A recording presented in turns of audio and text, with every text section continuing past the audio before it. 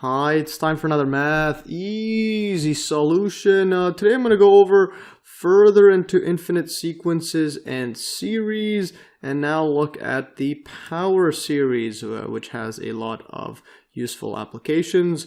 And this is going to be another epic long math video, so yeah, buckle up. And note, like always, if you don't have time to watch this whole video, for this particular video, yeah, there's no summary and conclusions, but like always, you could play this video at a faster speed, and here are the recommendations that I highly recommend. And also, yeah, you can download and read the notes. Link will be in the description below, as well as the link to the Steemit article. We'll basically put it in article format, and yeah, it's pretty useful that way. And also, you can watch a video in part, doesn't need to be all at once.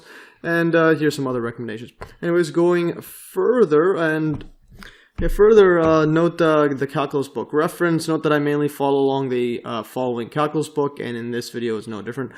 Calculus Early Transcendentals, 6th edition by James Stewart.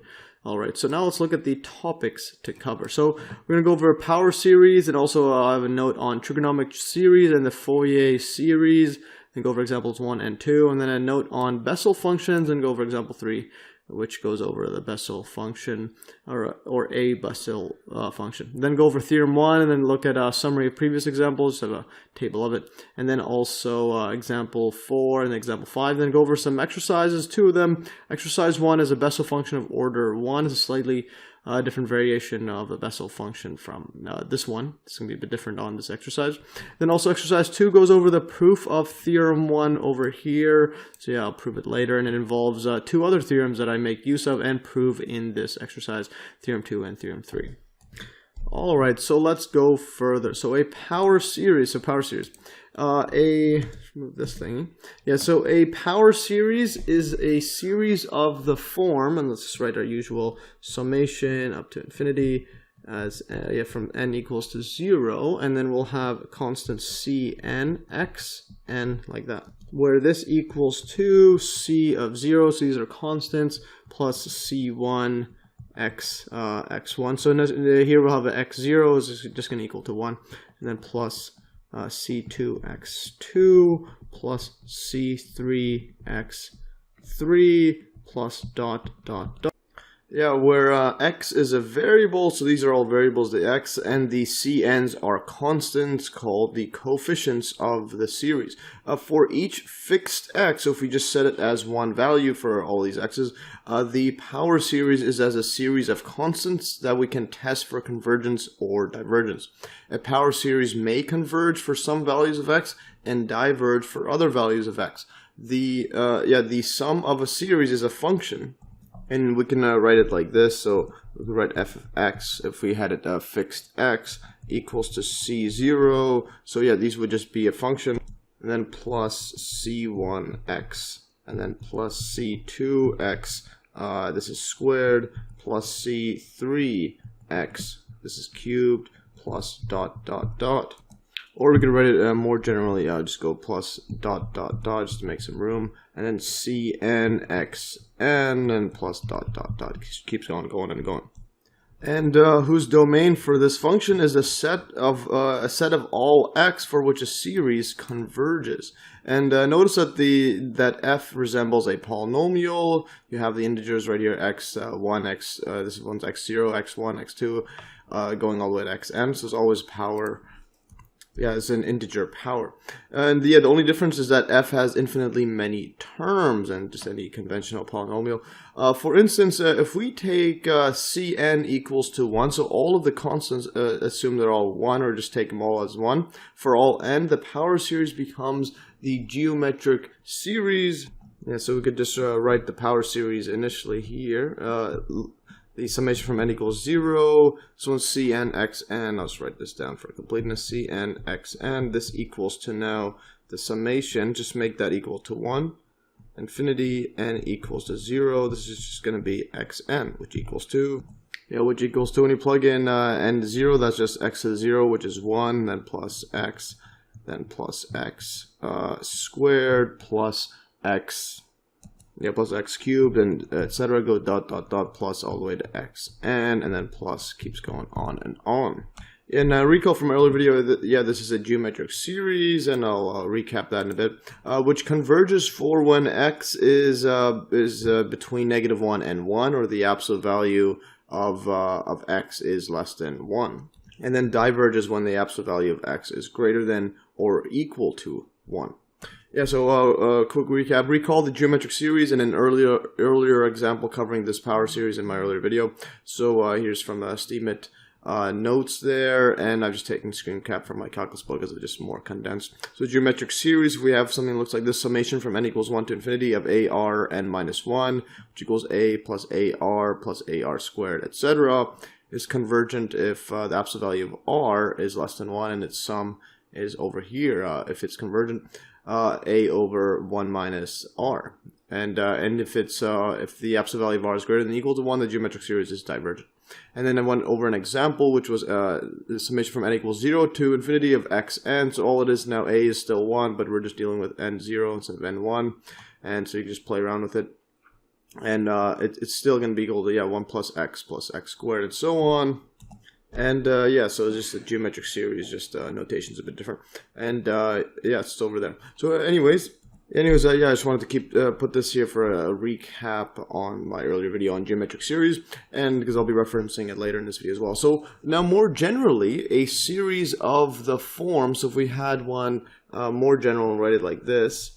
The summation up to infinity from n equals to 0 of Cn, and then what we'll do is, instead of just putting x, we'll put x minus a to the power of n like this. This is going to equal to, well, n over here, anything to the power of 0, convention as set that is equal to 1, even as your convention, x to the power of 0 is equal to 1, even when x equals to 0. Interesting.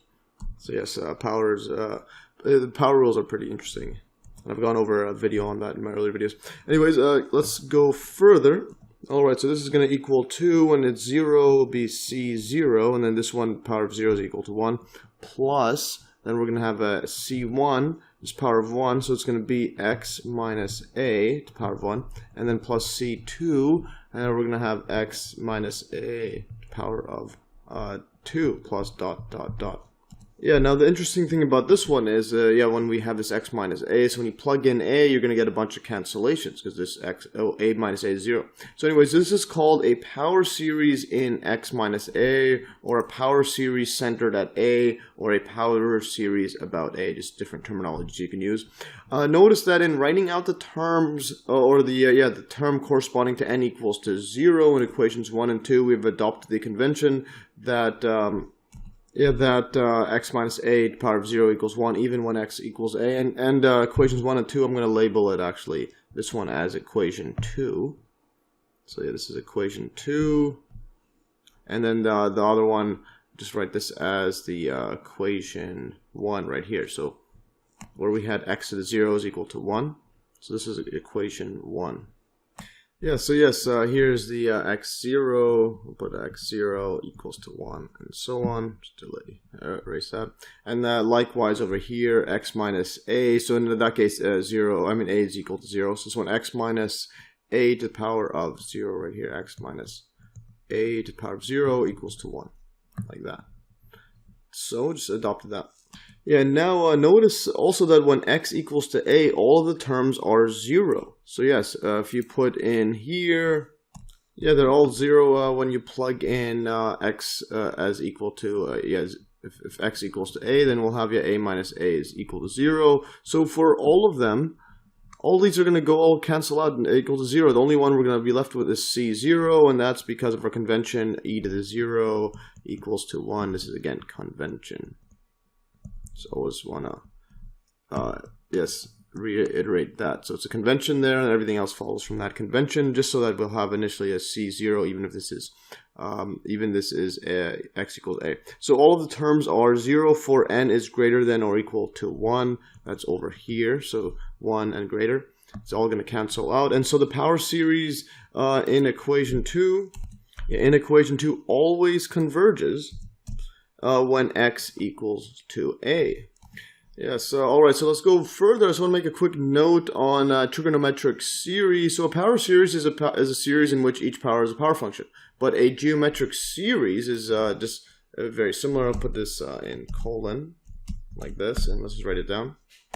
Yeah, so likewise, a trigonometric series is going to be a series where the terms are trigonometric functions. So we'll have a summation from n equals to 0 up to infinity, and then we'll have an cosine nx plus bn, so those are the coefficients, and then sine, and now we'll have nx like that in bracket. Yeah, so this trigonometric series is just a series whose terms are trigonometric functions.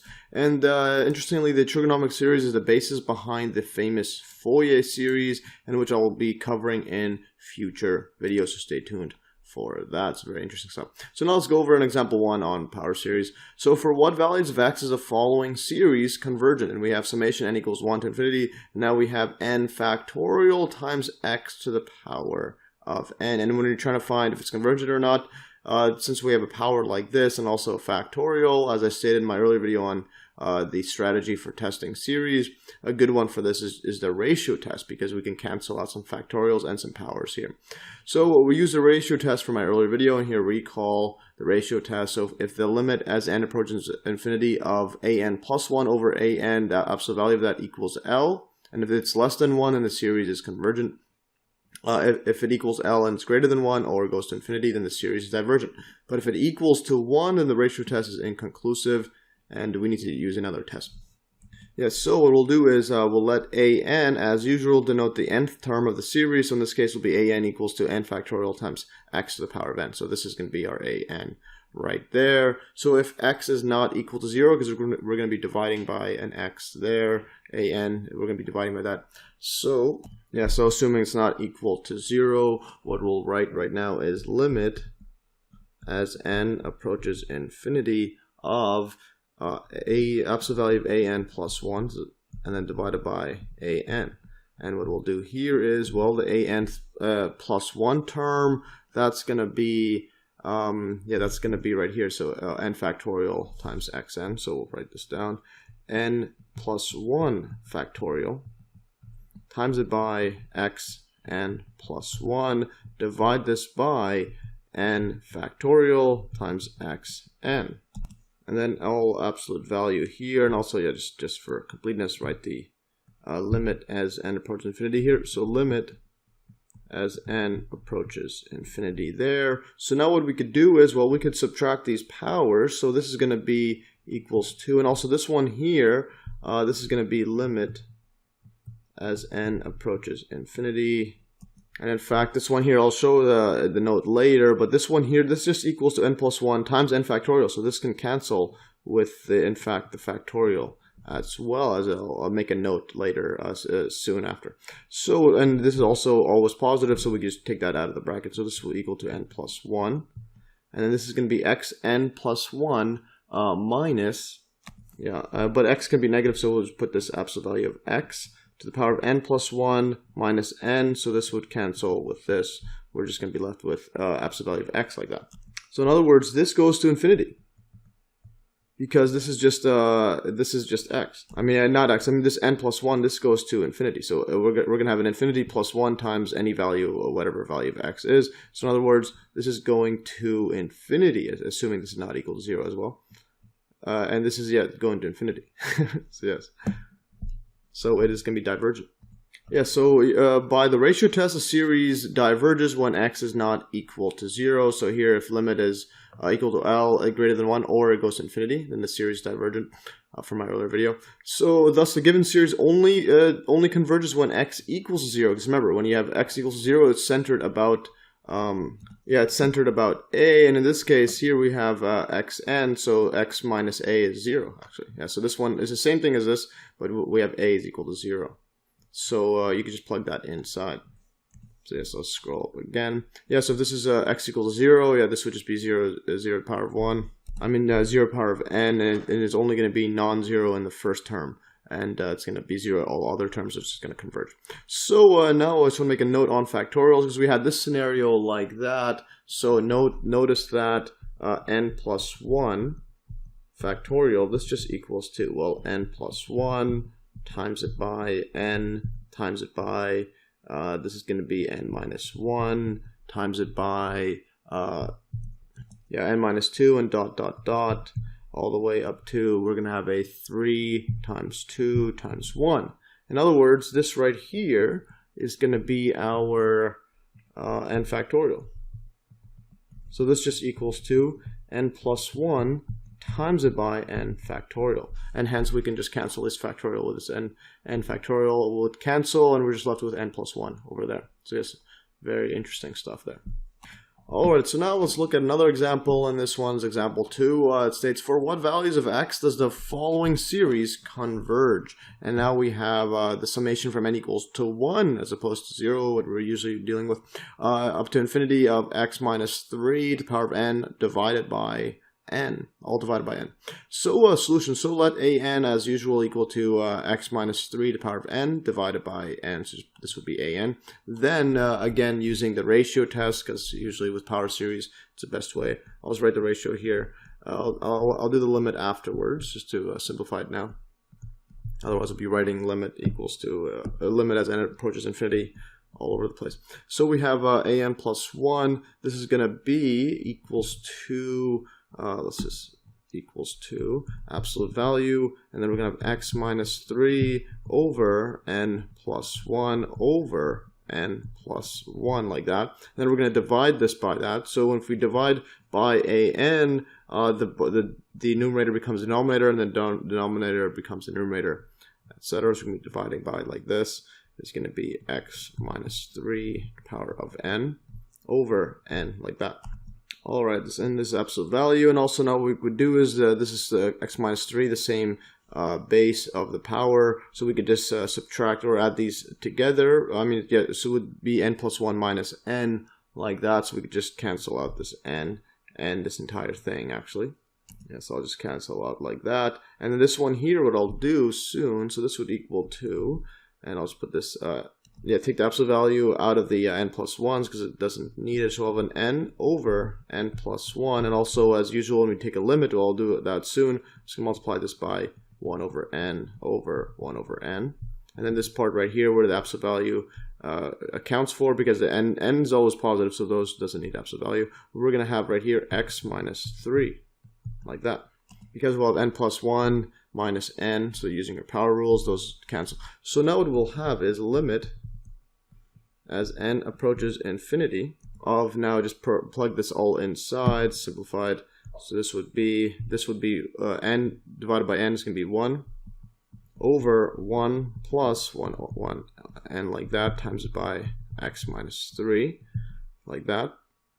Where this right here, this goes to, well, 1 over an infinity, which goes to 0, so this is just going to equal to 1. So this equals to x minus 3 as n approaches infinity, like that. So it approaches a limit x minus 3. Alright, so now by the ratio test, because this equals x minus 3, the given series is absolutely convergent and therefore convergent. So yes, recall if it's absolutely convergent by using this absolute values, then it's also convergent in general. When x, so this is convergent when x minus 3, the absolute value of x minus 3 is less than 1. So when this is less than 1, this is going to be convergent, just as this ratio test. If it's less than 1, it's convergent. If it's greater than 1, it's divergent if it equals to L. And in this case, L is x minus 3 absolute value.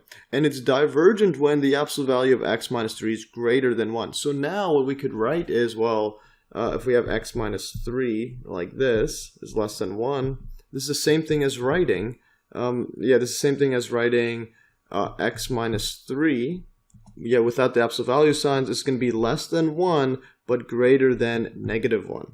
Yeah, so that x minus 3, the value is always going to be, well, it's always going to be less than absolute value. The absolute value is always going to be less than 1, because x minus 3, when it's greater than negative 1, it's going to be like 0.9 for point negative 9, etc. And then when it's less than positive 1, it's going to be like positive 0.9, etc. So it's always going to be less than these absolute value. The absolute value is always going to be in between.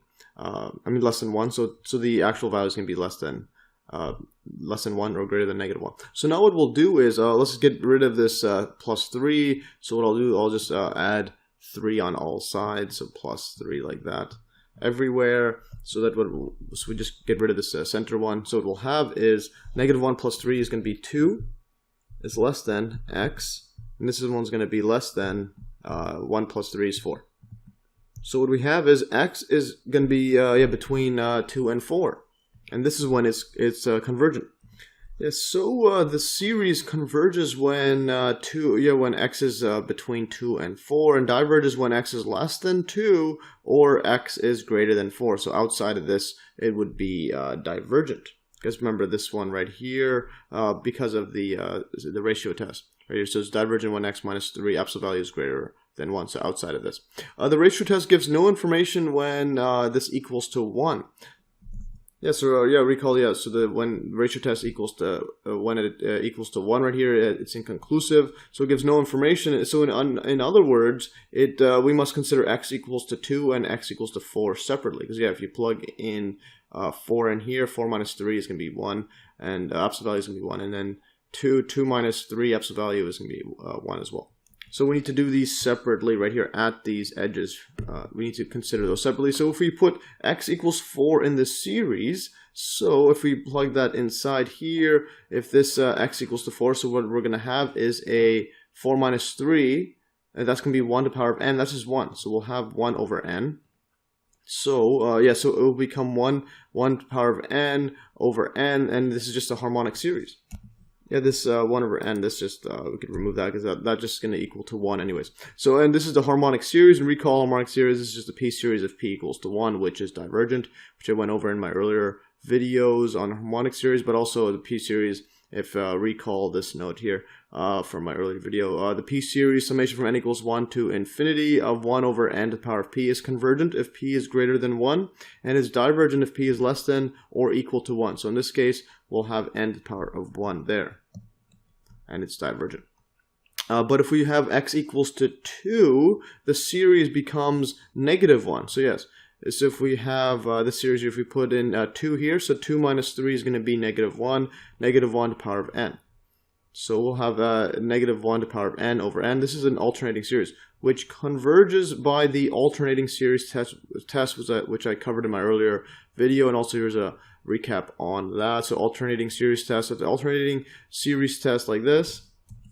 And here is the alternating series test from my earlier video. If the alternating series, we have something that looks like this, n equals 1 to infinity, the summation of negative 1 to the power of n minus 1, or n, it's different variation, times bn equals to b1 minus b2 plus b3 minus b4, etc. So that's what we have, this negative 1 to the power of n like that. And where bn is always greater than 0. So in our case, we have, the bn is going to be 1 over n, which is always going to be greater than 0, and then satisfies bn plus 1 less than or equal to bn for all n, and that the second condition at limit of, as n approaches infinity, of bn equals 0, and the series is convergent. And in example 1 of that series, of that video, I went over alternating harmonic series, which is what we're dealing with right now. So negative 1 to the power of n minus 1, or n.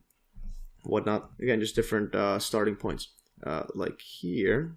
Yeah, just different starting points. Like this one here, we have n. The other one's going to be n minus 1, but it's still going to be alternating. And I showed in that example that bn plus 1 is less than bn, because when we have is 1 plus n plus 1, it's going to be less than 1 over n. So it's always going to be less than every single time you increment. And then also the limit, as this is just a limit as n approaches infinity, of 1 over n, which is going to 0. So the series convergent by the alternating series test. So in other words, so it's convergent when x equals to 2, but divergent when x equals to 4. So x equals 4 is divergent, put this in bold, and then it's convergent, so if when x equals to 2. So in other words, right here, so thus the given power series converges for x is greater than or equal to 2, and x is less than 4. That's when it's convergent. And divergent when it's greater than 2 and greater than or equal to 4. I mean, the absolute value is greater than 2 or greater than or equal to 4. Actually, I got that mixed up as well. It's basically when x is less than 2 or greater than or equal to 4. Anyways, just got jumbled up there. So now note on Bessel functions. Yes, we will see that the main use of a power series is that it provides a way to represent some of the most important functions that arise in mathematics, physics, and chemistry. In particular, the sum of a power series in the next example is called a Bessel function, after the German astronomer Friedrich Bessel from 1784 to 1846. And the function given in exercise 1 later in this video is another example of a Bessel function. In fact, these functions first arose when Bessel solved Kepler's equations for describing planetary motion. I believe those were those elliptical orbits or whatnot. Anyways, since that time, these functions have been applied in many different physical situations, including the temperature distribution in a circular plate in the shape of a vibrating drumhead. Notice how closely the following computer-generated model, which involves Bessel functions and cosine functions, matches the photograph of a vibrating rubber membrane. So this is from my calculus book. So National Film Board of Canada shows this vibrating rubber membrane. Look how it's curved like that, and so on. And you could actually model very similar to that using Bessel functions. So this is very, very similar. So hashtag amazing stuff there. Alright, so here is example 3, and this one states, this one is a Bessel function of order 0. Interesting. And the one I will do in exercise 1 is actually a Bessel function of order 1. So find the domain of the Bessel function of order 0 defined by J0 equals the summation from n equals 0 to infinity of here -1 to the power of n, so it's alternating, x to the power of n divided by 2 to the power of 2n times it by n factorial squared. It's very, very interesting. It's got a factorial, you got power, you got some other constant that increases exponentially, and you also have an alternating series. So very, very interesting stuff.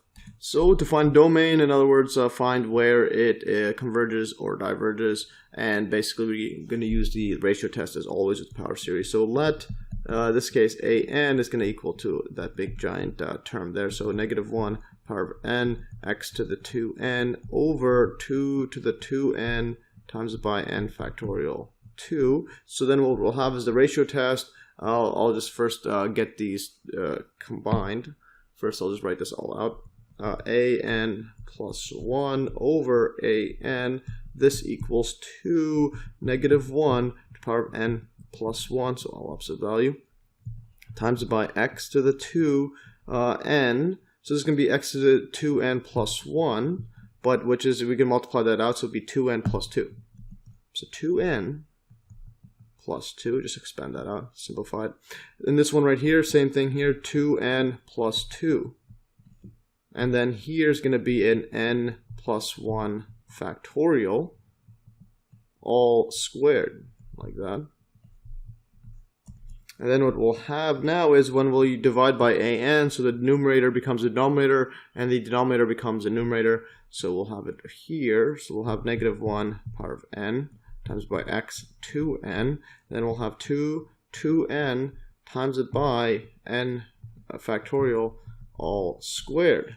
Alright, so then we'll have the finish off the absolute value sign there. So now what we'll have is, let's put this equals to, let's just keep the absolute value just for simplification purposes. We could remove them shortly or move it around to where it's most simplified. Just keep it here for now. So what we'll have is, let's just combine all the powers we can. So we have, well, first this one, -1, this should go away because of the absolute value, but anyways, let's just do it for completeness. So a -1 power of n plus 1 minus this power, n, so this would cancel with this, so we're just going to be left with a -1 to the power of 1, which is just 1. Like that, but then the absolute value sign gets rid of it. Then we're going to have is times it by this one, x 2n plus 2 subtracted by this power, so this would cancel with this, so we're going to have an x2 like that. And then likewise here, this is 2n and this is 2. What we'll do instead, we'll subtract from this side going downwards, so we'll have this 2n plus 2 would cancel with this and this, so we're just going to have a 2 to the power of 2 at the bottom. And then this right here, remember this is n plus 1 factorial is going to equal to n plus 1 times n factorial. So that's going to be equal to, well, this we could just cancel the factorial. And with this entire thing, actually. this whole thing cancels because this is going to be times n factorial, and then n factorial squared cancels with this. We're just going to be left with n plus 1 squared. N plus 1 squared, like that, all absolute value.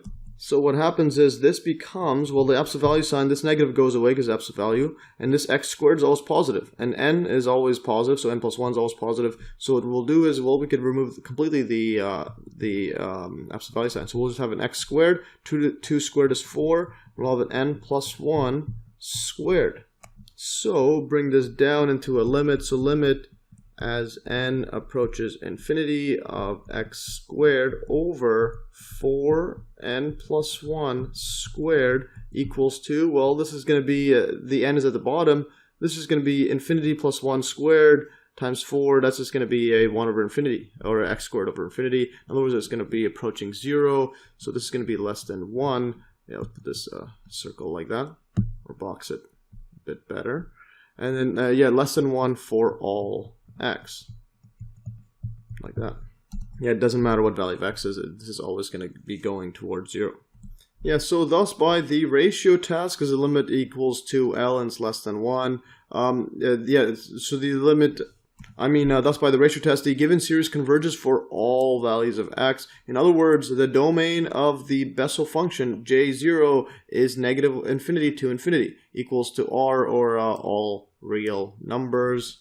Yeah, I was trying to get the typical way of writing all real numbers is with this logo like that, with a double R like that. But yeah, I'll have to look for the exact symbol for that. Yeah, but anyways, I'll just keep it here there for reference. So recall, going further, so recall that the sum of a series is equal to the limit of the sequence of partial sums. Yeah, because remember, yeah, the sum of the series is all it is partial sums being taken to infinity. So you're going to be summing up infinite amount of terms, and basically when the partial sum up to n is going, where n is going to infinity. So we define the Bessel function. Yeah, this would make more sense as I write it out. So when we define the Bessel function in example 3 as a sum of a series, we mean that for every real number x. Yeah, so for every real number x, we're going to write this as sum of a series. So we'll write this as a function. So J0 of x equals to the limit of the partial sums. So limit as n approaches infinity of the partial sums, we'll call that Sn of x, where Sn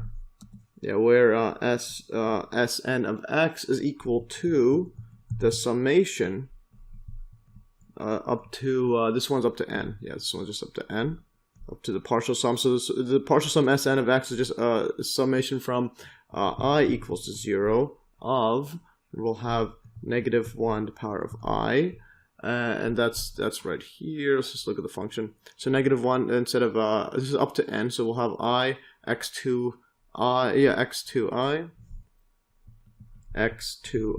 over 2i, and then we'll have a I factorial squared. Let's see if we got that right. Yeah, so I factorial squared. And this is because we're going to be summing it up all the way up to n, and then the function here, the Bessel function, is just a limit. The sum of that series is the limit as this n approaches infinity. That's all it is. So we can write it as a function like that, and we write it like this because we can do some computational graphs of it.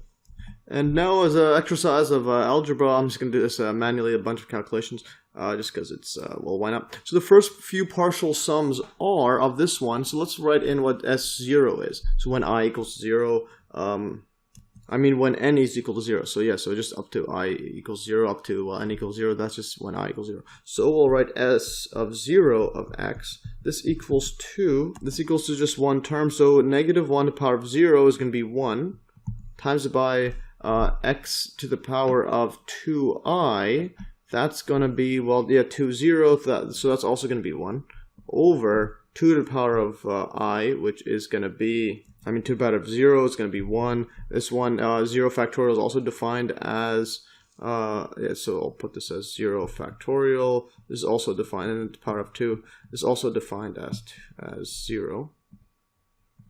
Defined as 1. So it's also defined as 1, like that. So this just equals to 1 times 1 divided by 1 times 1. That's going to be 1. So, alright, so we have this equals to 1 like that. Put a square like that.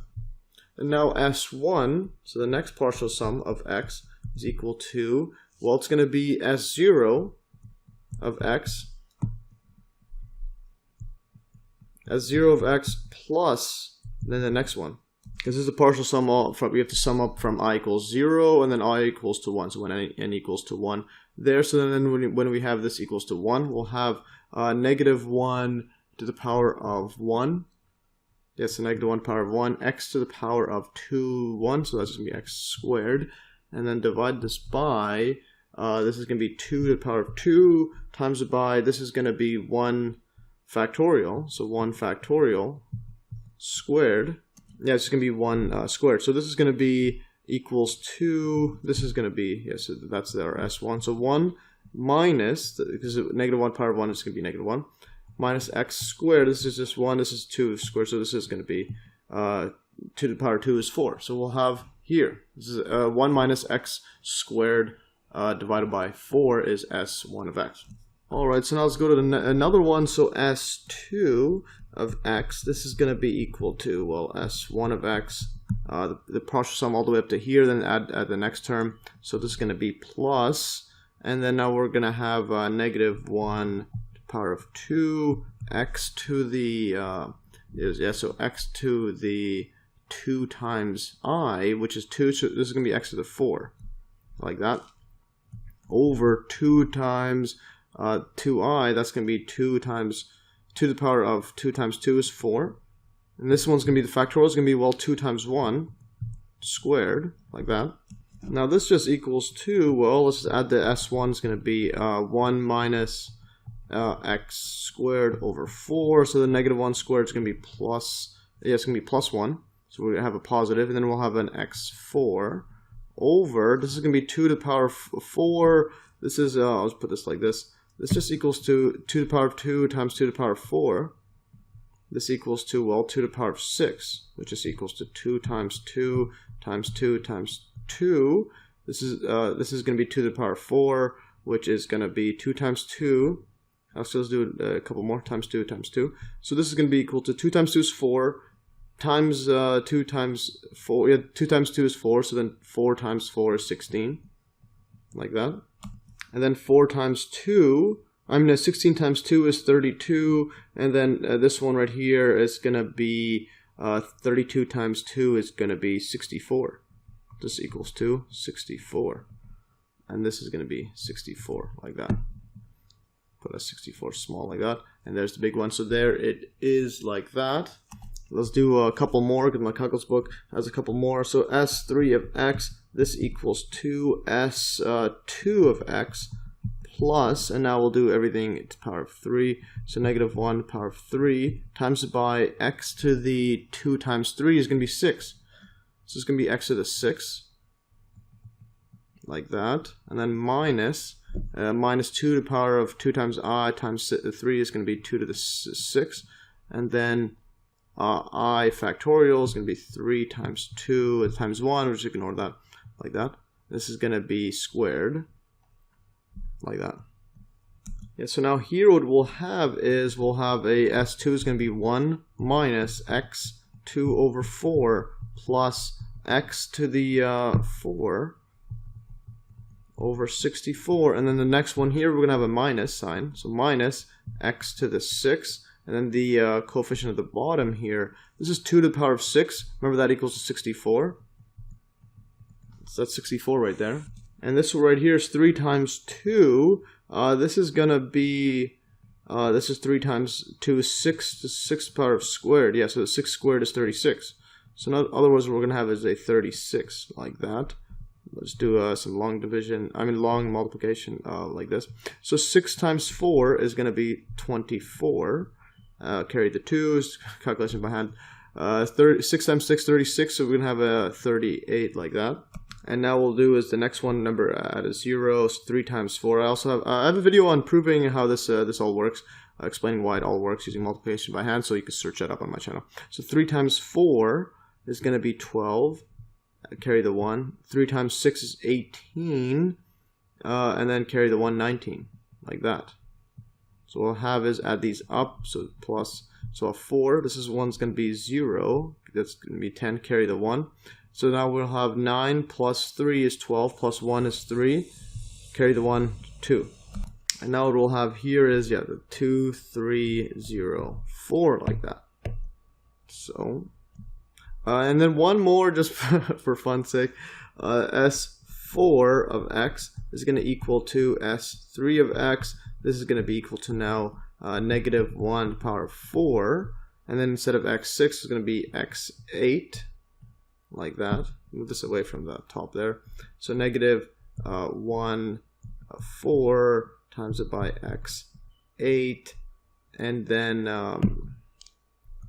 divide this by 2 to the power of 8, times it by, now the factorial is going to be 4 times 3 times 2 to the power of 2.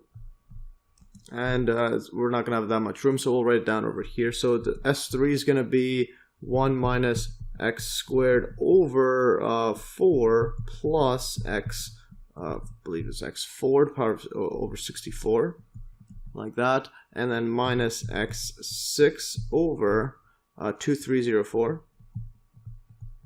Alright, so now what we'll have is, well, we got to multiply this stuff here. So what we'll have is, well, this is going to be a plus, negative 1 power 4 is going to be plus because it's even. So plus 1, this on x8. And now we're going to have a giant number here. So now let's see what we'll have. Let's see if we can do this all by hand. So 2 to the power of 8, I'll make a bubble here. I'll just put a square like this. And do this all inside here if we can. So this is going to be, just put a box, this is going to be like that. So 2 to the power of 8 is equal to 2 to the power of 6 times 2 to the power of 2. 6 times 2 to the power of 2, that's 2 to the power of 8. Now what we'll have is, what I'll do here is a 4 squared, just put the square inside. This one's 3 times 2 is 6, so this is going to be equal to 4 squared times it by 6 squared.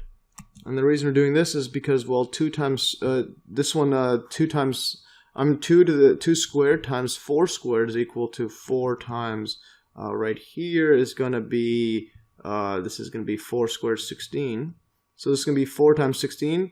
In other words, we're going to be 16 is going to be, yeah, I mean 16 times 2 is 32, and then times that by another 2, that's going to be 42. So, I mean, 64, I mean, this is equals to 64, just do that in your head. So, yeah, 16, 32, and then 48, and 64. And then we also know that, well, 2 to the power of 6 times 6 to the power of 2, that's already done here. That's this right here, and this. That equals to 2, 3, 4. So, this, in other words, put a bracket like here, or like this. 2. This one is equal to 2304. So now what we'll have is a 2304 times 64. So 2304 times it by 64 to this long division.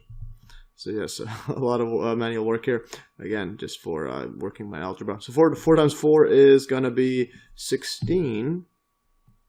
Like that, carry the 1, 4 times 0 is 0, so 1, 4 times 3 is 12, carry the 1, 4 times 2 is 8, add a 9 there, so add a 1, it's going to be a 9, 2, 1, 6, and then add a 0 here, 6 times 4 is going to be 24, so add a 2, 0, add a 2, 6 times 3 is 18, 1, carry the 1, 6 times 2 is 12, 13. So we'll have a 1, 3, 8, 2, 4. This is going to be, add these all up. 6. This is going to be 5. This is going to be 4. This is going to be a 17. Carry the 1. 4, 1. Put a comma there. So 147,456. Alright, and now I'll do a quick calculations check right here to make sure it's all correct. So here's a 2 to the power of 4 times 2 times 1 all squared is equal to 64. I'll show you with my OneNote. So that's this calculation right here. So this is 2 to the power of 4 times 2 times 1 squared. So you could just delete equals space and it automatically calculates. My OneNote is pretty amazing. And now we'll have here 2 to the power of 6 times 3 times 2 times 1 all squared. That's going to be right over here. 2 to the power of 6 and it's 3 times 2 and there's a 1 there. But anyways, squared. This equals to 2304. like that. And likewise, the last one, 2 to the power of 8, 4 times 3 times 2 times 1, all squared, just to make sure my calculation is right, and that is right. So, going further, so the following figure shows the graphs of these partial sums which are polynomials. Remember, polynomials are just dealing with integer powers. So, here from my Desmos graphing calculator is pretty amazing. There's a link to it. Play around with it. This is partial sums of the Bessel function J0. And notice how this graph looks like right here. This is S0 is equal to 1 there. Actually, I just realized, yeah, when you put an S0, it doesn't show up. It shows up as a point, so I just changed this on my Desmos calculator quickly. Change the link. Basically put Y equals to 1 instead, so that it graphs this out. So this is a dashed red line, and it's over here. So notice that that function is Y equals 1 like that. And then for the first or the second partial sum S1, so this is the first one S0, so this is S0 like that. And then the second one S1 equals to 1 minus x squared over 4, and this is in green. Notice this one's just going to be a negative parabola, so we're going to start off at 1 and subtract it all the way down, so that's a green one. And then this is S2 right here is going to be in this purplish blue, and that's going to be this whole thing here. So it's going to be a it's going to be a parabola, and then it goes up as this gets bigger, as the x's get bigger. Then that's going to zoom straight upwards like that. And then the next one here, S3. Then this one makes it go down again. This is negative 2, 3. It should go down again. Let's see how this looks like. Actually, this one is interesting. This one goes straight down. It has a tiny bit curve there, but it goes straight down most of the way. And then this one right here is just going to be S3 plus X8 divided by 147,456. And yeah, this is a cool thing with the decimals. You can just plug in S3 there. You don't plug in the whole thing there. So plug in S3. And then that's going to be this red one where the positive is favored. This one, the negative is favored. Negative power. This one's positive power, so that's why it goes upwards like that. Notice how it's getting closer and closer to this curve, which is in black, and it's pretty amazing. Decimals, you could plug in summations as well. So here from n equals 1 up to k, and you can slide it. You can make k whatever. Make k 100. So this is 100 terms, and it starts going up like this and vibrating down. So very similar to that drum. So you have a big vibration, then you're going to go down and down, which is I assume why Bessel functions are used in many similar applications. So they are all approximations to the function Jo, but notice that the approximations become better when more terms are included. The following figure shows a more complete graph of the Bessel function right here. This one is graphing this only. I just hit everything away. This is 100. So you have a big giant zoom, a big giant vibration, and it goes gradually lower and lower. So very, very amazing stuff here. So yes, you can get a wave-like pattern from summing up infinite terms of just polynomials or powers, which is quite fascinating. So for the power series that we have looked at so far, the set of values of x for each series is convergent, has always turned out to be an interval, a finite interval for the geometric series. The geometric series one is when it's less than 1. I mean when p is equal to, scroll up here, so when the absolute value is less than 1 right here. And this was, the geometric series. So here, so the absolute value is less than 1. In other words, when x is between -1 and 1, like that. Yeah, so find that series here for the geometric series where it was between, x is between -1 and 1. And the series in example 2, let's just recap on example 2, where that one was. This is example 3. Examples 2's, was from here, so scroll over, this is example 2. This was from, wrote it down here, so for an interval from x is greater than equal to 2 and less than 4. And going further now, let's go.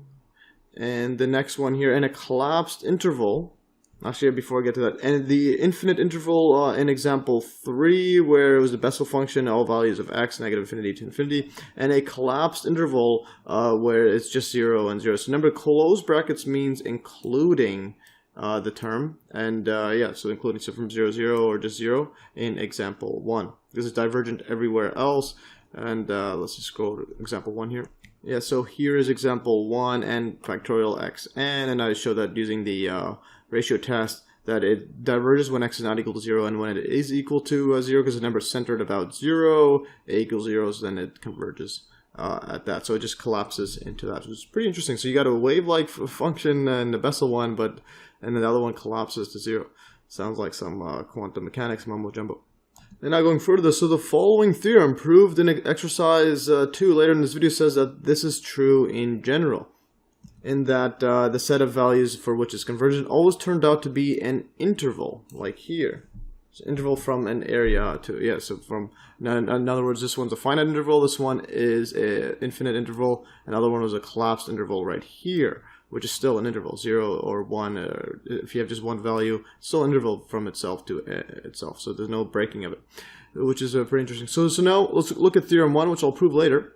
Theorem 1, for a given power series, and I'll prove in exercise 2. So for a given power series, summation from n equals 0 to infinity, Cn of the constant Cn times x minus a power of n, or centered about a, there are only 3 possibilities. You have part I, the series, put a space here better. Part 1, the series converges only when x equals to a, so as in example 1. The series converges for all x, as in example 3, the Bessel function. Or 3, there is a positive number r such that the series, or there is a positive number r such that the series converges if x minus a, the absolute value, is less than r, and diverges if it's outside of that r. Or x minus a, the absolute value is greater than r. So the number r in case 3 is called the radius of convergence of the power series. By convention, the radius of convergence is r equals 0 in case I, and r equals infinity in case I, or case 2. Because this one would be r equals 0, call that because the interval is just x equals a. That's it. So then there's no radius there, so just convention r equals 0, and then it goes r is infinity when it's for all values of x. It converges, and yes, for fasting stuff. So the interval of convergence of a power series is the interval that consists of all values of x for which the series converges. In case 1, the interval consists of just a single point. In case 2, the interval is from negative infinity to infinity. In case 3, note that the inequality x minus a less than r can be written as right here, so you can just add r on both sides right here. So x is going to be between a minus r and a plus r. But when x is an endpoint of the interval, that is x equals to a plus or minus r, so as opposed to greater than or less than, it equals exactly that. Anything can happen because remember the ratio test, it's inconclusive. The series might converge at one or both endpoints, or it might diverge at both endpoints. Thus, in case 3, there are 4 possibilities for the interval of convergence. So yes, there's 4 possibilities, which is interesting. I'll highlight that, very important. Yeah, so the interval could be 1 right here, and I'll put this as open bracket like this, a minus r, and then this is going to be a plus r like that. And then just note these are open brackets. Open brackets where this has like this, they're not closed. Remember my early videos. This means that does not equal the open brackets does not include endpoints. So that this interval is open, and it does not have to include the endpoints. And then you could have the second scenario like this. You could have instead a minus r and then a plus r, close bracket like that, and then put a note right here. Note this is a closed bracket. In my earlier video, recall that one. Closed bracket or brackets does include endpoints. So this one's include the endpoint on the right. Include endpoints. And the interval, like that. And then let's go to number 3. This is going to be now the third one. We could have it includes the left one, but not the right endpoint. So a minus r, then a plus r, like that. And then open bracket, like that. And then 4 is where it includes both endpoints. So interval could be a minus r, a plus r, like that, and a close bracket, like that. Fascinating stuff. And yeah, this situation is illustrated further in this figure below. And what I'll do right here is I'll draw a number line like this. So if we have number line, let's say the number of the power series is centered about A, so we'll do a filled in circle, meaning indicates that it includes A right here. So then let's say we have an open circle right here. An open one because we could include or not include depending on the interval. An open one right here, this is going to be A minus capital R. This is going to be A plus capital R, like that. And then we'll have like this. And then all the way here, this is converges. Yeah, converges for this interval x minus a. Absolute value of x minus a is less than r. And then outside of this one right here, so we'll do an outside like this. Let's make this a bit better. So we'll go like this and goes constantly outwards like that. And then one more. Let's do this. Let's see if we can. And then this keeps going on. And then at this point right here, so from outside of this one, this would be, oh, it's right here, diverges, or divergence, divergence, right, it's better, divergence for x minus a is greater than r, like that. And then this goes here. I'll make this a bit better. Yeah, now here we summarize here the radius and interval of convergence for each of the examples already considered in this section. So earlier we went over the geometric series from n equals 0 up to infinity at the summation of xn. The radius of convergence was equal to 1 because the interval of convergence was when the absolute value was less than 1. So in other words, from -1 to 1. So the radius is going to be just 1 there. And then the example 1 where it collapsed into a equals to 0, or I mean, yeah, x equals to 0 there, where a equals 0 when you're, it's about a equals 0 there. So anyways, so this was a radius convergence equals to 0. For this series, n equals to 0 up to infinity at summation of n factorial n times x to the power of n. And the interval of convergence was just 0. You can just put a set like that, or any bracket you want to put in. It just means just this number, like that. And example 2, this was from n equals 1 up to summation up to infinity of x minus 3 to the power of n divided by n, and the radius of convergence was equal to, yeah, this one is equal to r, because remember it was x minus 3 is less than 1. So let's go scroll up to example 2. Yeah, so right here, so we have example 2 here. So by the ratio test, it was this one here, less than 1 is going to be convergent. So less than 1, because remember it's the difference of x and minus a there, not just x like that. Yeah, so that in both the geometric one and this example 2, because we're yeah, this one's also going to be r equals 1. This one, usually when you're dealing with ratio tests, is going to be like that as well. And then the interval of convergence, though, because there's a 3 there, is going to be yeah, bracket close bracket 2 because it includes 2, and then open bracket 4 because it does not include the 4. It's going to be divergent outside of the when it's 4 or outside, but when it's 2, it's convergent. And then for example 3, the Bessel function right here of order 0. This is r equals to infinity here, because the interval is going to be all real numbers, or negative infinity to infinity. So in general, the ratio test, or sometimes the root test, should be used to determine the radius of convergence. The ratio and root test will always fail when x is an endpoint of the interval of convergence.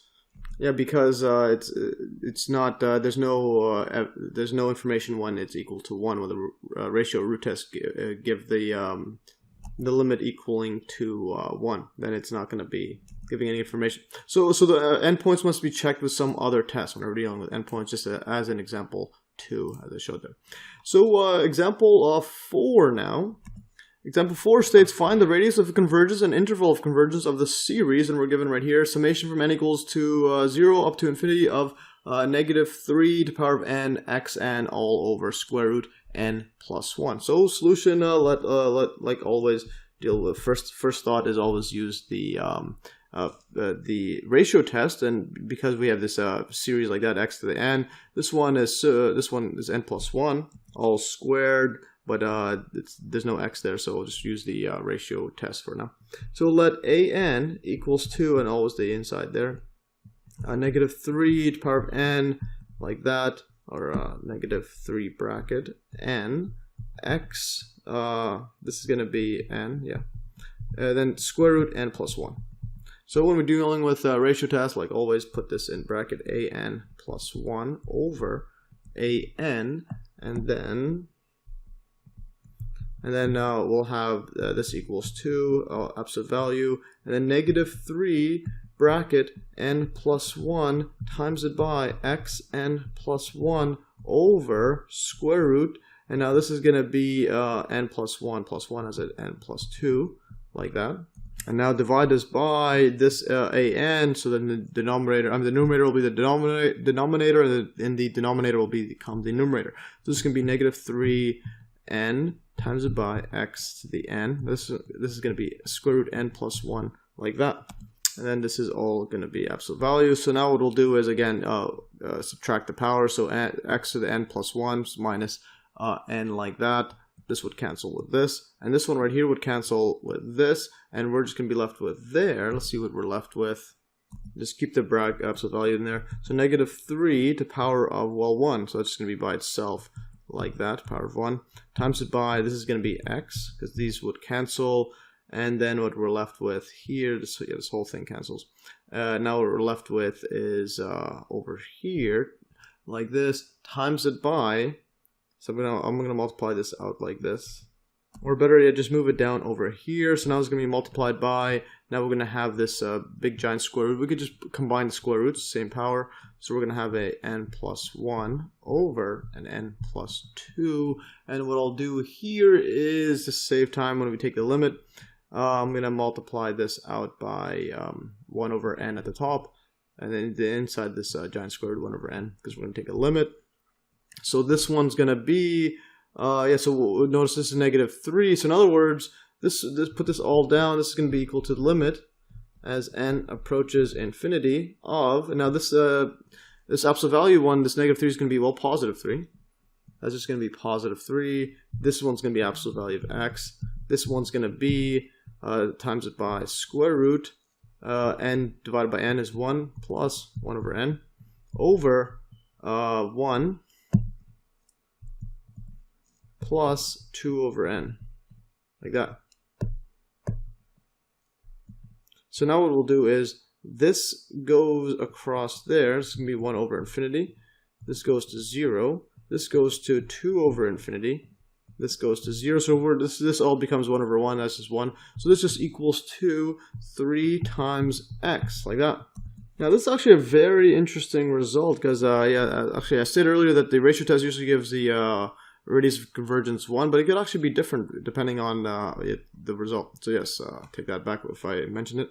Yeah, so here we have, by the ratio test, the given series converges if 3 times absolute value of x is less than 1, and diverges if 3 times absolute value of x is greater than 1. Thus, it converges if, you just divide this 3 out over to this side, so when the absolute value of x is less than 1 over 3, and diverges if absolute value of x is greater than 1 over 3. This means that the radius of convergence is r equals to 1 over 3. So it doesn't need to be equal to 1 for the ratio, and assume the root test as well. It could be, well, again, depending on the result. So don't want to make any general statements. So we know the series converges in the interval negative 1 over 3 to 1 over 3, but we must now test for convergence of the endpoints of this. So of this interval. So if x equals to negative 1 over 3, then the series becomes, and let's just write this down, summation from n equals to, this one's going to be n equals to 0 up to infinity, and this is going to be n equals 0 up to infinity, negative, this one's negative 1 to the power of n, and then this one's going to be now negative 1 over 3 to the power of n, negative 1, that's what our x is. Power of n, divide this by, and then this one just square root n plus 1. So yeah, square root n plus 1. So now what this becomes is, and actually I forgot this is actually wrong. This is negative 3, not negative 1. This is negative 3, like that. So in other words, this is combine these powers, negative 3 power of n divided by negative 3 to the power of n. Those just cancel. So this just equals to up to infinity of n equals to 0, and this is going to be, well, 1 over square root n plus 1. And now this equals 2. This equals to 1 over, yeah, so when it's equals to 0, this equals to 1 over, 1 over square root 1, plus 1 over, when this is 1, square root 2, plus 1 over square root 3, plus 1 over square root 4, plus dot, dot, dot. And now this series right here, this diverges. You could use the integral test or simply observe that it is a p-series, because you could see here it's just a p-series where p is equal to 1/2, which is less than 1. And here quickly just scrolled up. So recall from my earlier video, the p-series, if you have the summation of n equals 1 to infinity of 1 over n to the power of p is convergent if p is greater than 1 and divergent if p is less than or equal to 1. So in our case, it would be 1/2 of the square root. So the p is, so that's going to be divergent. So it's going further now. All right, so now if x equals to 1 over 3, the series instead becomes, write this out like this, infinity, n equals to 0 up to infinity, and this is going to be negative 3n, like that, times it by, instead of negative, it's going to be positive 1 over 3n, like that. Positive 1 over 3n all over square root n plus 1.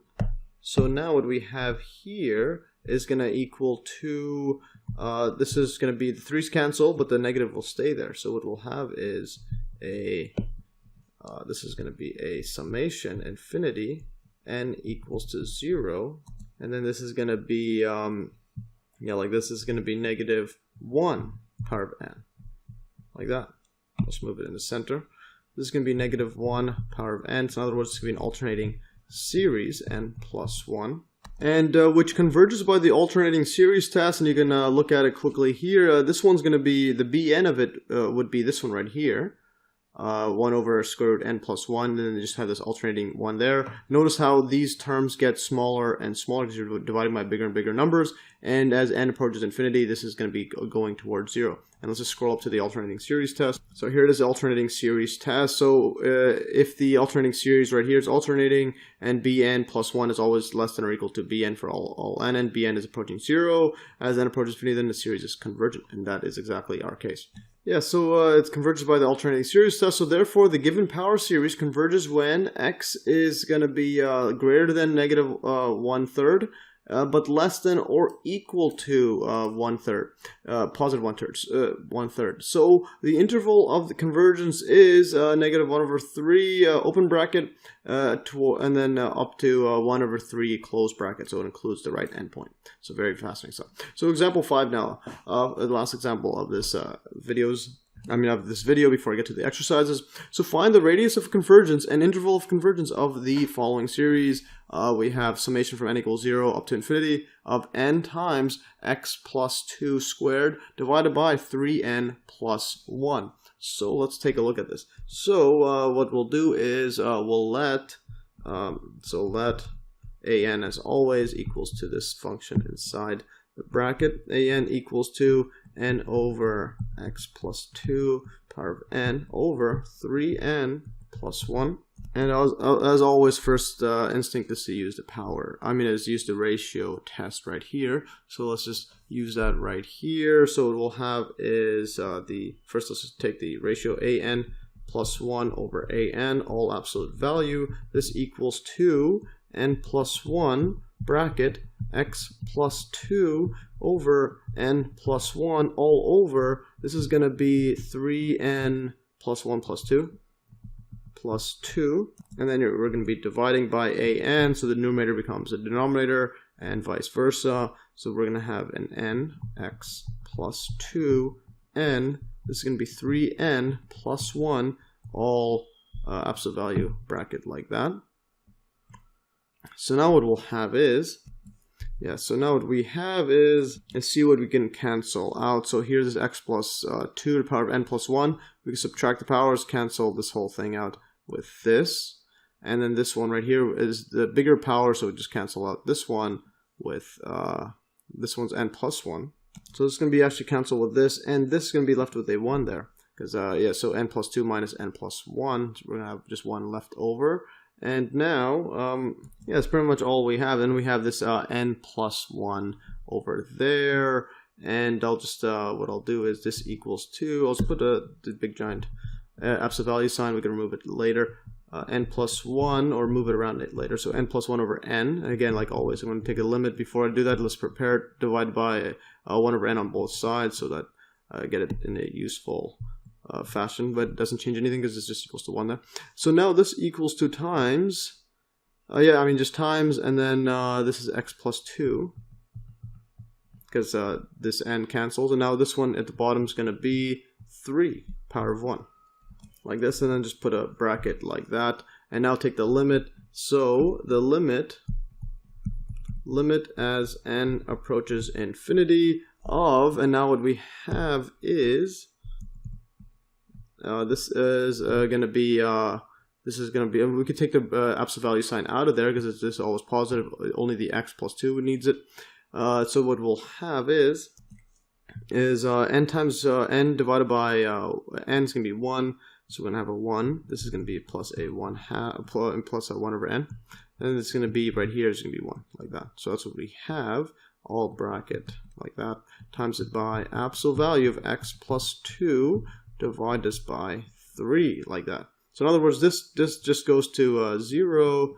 This goes to like that. Just put it 1 over infinity, goes to 0. So then this is 1 over 1. So we'll just have equals 2 x plus 2 absolute value over 3. Yeah, so what we have now is by the ratio test, the series converges if x plus 2 absolute value of x plus 2 all over divided by 3 is less than 1, and diverges if it's greater than 1, if this limit x plus 2 absolute value divided by 3 is greater than 1. So it converges if the absolute value of x plus 2 is less than 3. You could just multiply this 3 outwards to the other side, and diverges if x plus 2 absolute value is greater than 3. Thus, the radius of convergence in this case is going to be r equals to 3. Just quite fascinating stuff there. So again, doesn't need to equal to 1, or it doesn't need to be less than 1, as in the previous example, example 4, yeah, had less than 1, so had 1/3, as a radius 1 is going to be 3. Interesting. So the inequality x plus 2, the absolute value of x plus 2 less than 3 can be written as, and again, you could just, same thing as writing this as x plus 2 is less than 3, or greater than negative 3. When you remove the absolute value signs, and then so you could just add these up. So 2 plus 3 is going to be 3 minus 2 is 1. Then on the other side we're going to have negative 3 plus 2. So that's going to be negative 5 there. So same thing as written as this. So when you move this over to this side, so you have to subtract and move it over to the other side, you add, and likewise. So what we have is, actually no, I got that mixed up as well. So when you have it here, you would minus on both sides. So net minus 2 and then minus 2 here, but then this is going to be a negative 3 like this. X plus 2 is greater than, less than 3 like that. So you would subtract 2 on both sides, you get a negative 5 and a positive 1 there, because 3 minus 2 is positive. So we test the series at the endpoints, negative 5 and 1. So when x equals to negative 5, the series is, so let's look at the series again. So the summation n equals 0, infinity, so then we have n times x plus 2, the power of n, and then 3n plus 1. So let's write this down. So what we have is up to infinity, n equals to 0. Look at it again. So we have n times x is going to be negative 5 plus 2, that's going to be negative 3 power of n divided by 3n plus 1. 3n plus 1, like that. So now what this equals to is summation infinity n equals to 0, and we're going to have this right here. I'll put this n on the other side. So first of all, let's deal with this one. So negative 3 to the power of n is going to be equal to negative 1 to the power of n times by 3 to the power of n. But we can just cancel out with over here. So we can just cancel that out. And this would completely cancel out here and here. Yeah, and we're left with right here is just going to be a 3 at the bottom. And this is going to be, or actually just for completeness sake, let's just write this down. So 3n over Yeah, I don't want to get it too messy. So 3n plus 1 times it by n, like that. So this equals 2, and then this 3, yeah, you can see this cancels with this whole thing. So this is going to be equal to, we could take out the entire 3 out. So 1 over 3, the summation, like this, infinity, as n equals 0 up to negative 1n, and then times it by n. And now this series, this diverges because, well, this is you're summing up bigger and bigger and bigger numbers. So n as it goes to infinity, this just goes to infinity. So it's going to be divergence. So which diverges by the test for divergence. In other words, negative 1 power of n times n does not converge. This is going to be just positive, negative, but it's going to be positive and negative larger and larger numbers like this. It's going to be positive and negative alternating back and forth like that, but still divergent. And again, recall the test for divergence in my earlier video. So the test for divergence, if limit as n approaches infinity of an does not exist, or if limit as n approaches infinity is not equal to 0, then the series from summation from n equals 1 to infinity of an is divergent. So in our case, it is, it does not exist. It just keeps going on, and it's also not equal to 0 because it's going towards plus or minus infinity. So anyways, all right, so now let's check the other endpoint when x equals to 1. So remember, yeah, so this is the other endpoint 1. So when x equals to 1, the series becomes, and write this down, summation up to infinity from n equals to 0 of, and this is going to be, again, n times 1 plus 2 is going to be 3. So n times 3n over, and then this one's going to be 3n plus 1, like that. 3n plus 1, like that. So this equals 2. Well, this would cancel with this n. So when you subtract the powers, this just equals 2 summation of, summation of 1 over 3. Let's put the 1 over 3 up outside like that. 1 over 3, and this is going to be just n, because I just have a 3 at the bottom there. This is from n equals to 0 up to infinity, like that. All right. And now this also diverges by the test for divergence, because this one also goes to infinity right there. So yes, it does not equal 0, and it does not exist. Just keeps getting bigger and bigger, this n. So thus, the series right here converges only when x is between negative 1 and 1 and not at the interval, so not at the endpoint. So the interval of convergence is open bracket negative 5 to 5. Yeah, actually, I mean 1, not 5. So this is the interval is negative 5 to 1. So now let's go over some exercises, and I have a couple very interesting exercises. And let's go over the first one. This is exercise 1, Bessel function of order 1. It's a very interesting one. So the function j1 defined by j1 of x equals to the summation from n equals 0 to infinity of negative 1 to the power of n times x to the power of n plus 1 divided by n factorial times n plus 1 factorial times 2 to the power of 2n plus 1. It's called the Bessel function of order 1.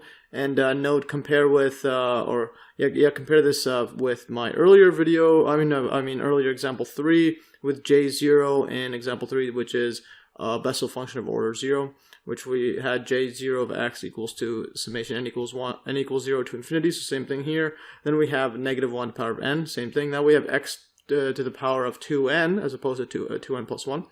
And here, over here, we'll have a 2 divided by 2 to the power of 2n plus 1 as opposed to 2 to the power of 2n on this order 0. So basically, it's missing the plus 1 for here. So this should be plus 1 over there. And this one here, we have n factorial squared as opposed to now on the order 1 is n factorial times n plus 1 factorial. So yeah, some slight modifications from the order 0 one, which is quite interesting. So anyway, so part A states find its domain. We're talking here about J1. And then 2 is graph the first several partial sums on a common screen, and then see if your CAS is built in. Bessel functions graph J1 on the same screen as the partial sums in part B, and observe how the partial sums approximate J1. So basically graph the partial sums. This one will graph a couple of them. But the Desmos calculator has some pretty amazing abilities that you could actually literally just graph very high number of partial sums. Anyways, let's go over the solution. Yeah, so as always, look at the ratio test. So in this case, we're going to let an, let's write this a bit better.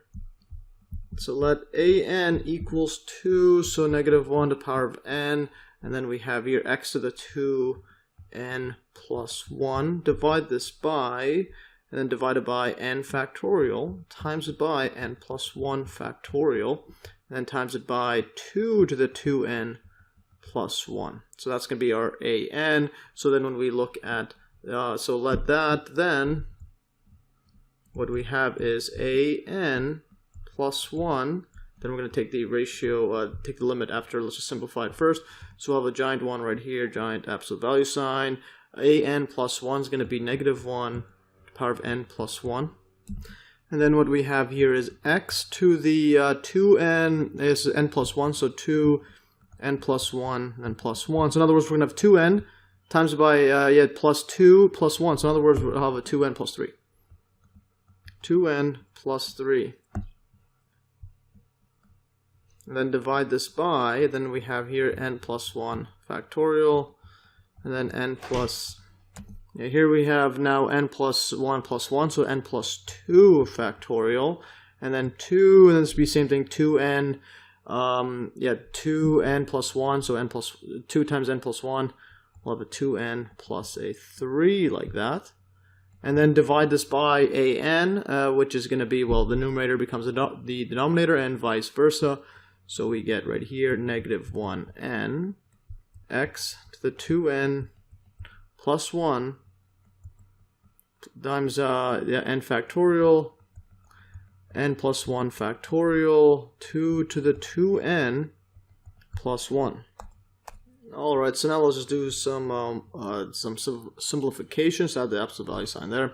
So what we have here, we can cancel this n plus 1 factorial with this n plus 1 factorial. And this one here, recall this one just equals 2 n plus 2 times n plus 1 times n factorial. So in other words, we can cancel this with this, and we're just left with these brackets right there. And then the next thing we want to do is, well, take the higher power and subtract. So this one would cancel with this, and then this would cancel when you subtract at the bottom. Then this will be just a 2 like that. So let's just write this all down. This equals 2, and also this negative 1 to the power of n plus 1. We'll bring that actually at the top. So this will cancel with this. So we're just going to be left with negative 1 to the power of 1. Put a bracket here just for, we can get rid of this one, but just for completeness, put it there. Makes it easier to follow along. And then right here, x to the power of 2n plus 3. This would cancel with this, and then this would cancel with this, becomes a 2. So we get an x squared. And then, so x squared, and then this goes at the bottom there. So we're going to have a n plus 2, n plus 1, and then this is a 2 to the power of 2, like that. So 2 to the power of 2. Alright, and then this is going to be just absolute value. But the x squared is always going to be positive because it's squared, and this n plus 2, n plus 1, n is always positive. And then this negative 1, that's going to turn positive by the absolute value sign. So we could get rid of the absolute value sign and the negative. This would just equal to, my calculus book just writes it as, instead of writing this as 4, it just writes it as x over 2, and use a common power there. Times it by 1 over n plus 2, like that, times n plus 1, like that. So then the limit as n approaches infinity of x over 2 to the power of 2, or better yet, just move this over this way. Move it over this way. I'll just write this behind it. So yes, just write it behind this, x over 2 squared, and then we have a limit as n approaches infinity, like this, because this is n approaches infinity, not x, so you can just take that out of this limit, and then this is going to be 1 over n plus 2, n plus 1. So in other words, this bottom goes to infinity. In other words, you're dividing by a large number multiplied by another large number. This is approaching 0. And these are for all x, no matter what x is. This is approaching 0. So this is for all x. And this is less than 1. So it's convergent for all x. Alright, so Bessel function of order 1 or J1 of x converges for all x and its domain is negative infinity to infinity. So let's look at B, and then B says graph the first several partial sums on a common screen. So the initial terms of J1 of x up to n are, and I'm going to write them out, but I'm not going to do the full manual calculation. I'll just, as it gets pretty ridiculous, as I did in example 3. But here, I'll just do this, write this out. So A0 is going to be, so A0 when you plug in 0 inside here, or inside this part right here. Yeah, so we're just doing the A0, the partial sums would be the addition of all these terms A. So A0 would be negative 1 to the power of 0, which is going to be, well, 1, times it by x to the power of 0 plus 1, that's power of 1, so x to the 1, like that. Divide this by, and then we'll have n factorial, so 0 factorial is defined as 1, times it by n plus 1 factorial, so we'll have a 2 times 1, like that, and then times it by 2 to the power of 2n plus 1. In other words, we'll have a power of 2 times 0, 0 plus 1, so 2 to the 1. So this equals 2x to the 4. Yeah, this is going to be, yeah, x to the, actually I got this one off. This is n plus 1. So 0 plus 1 is still 1. So yes, this is just going to be 1, like that. So this is going to be times it by 2 to the 2. This is going to be x over 2. So that's the first term. Now A1 is going to be, let's plug this inside. So A1, it's negative 1 power of 1 is going to be negative 1. So let's put a negative like that. So negative 1, or let's put it on top actually.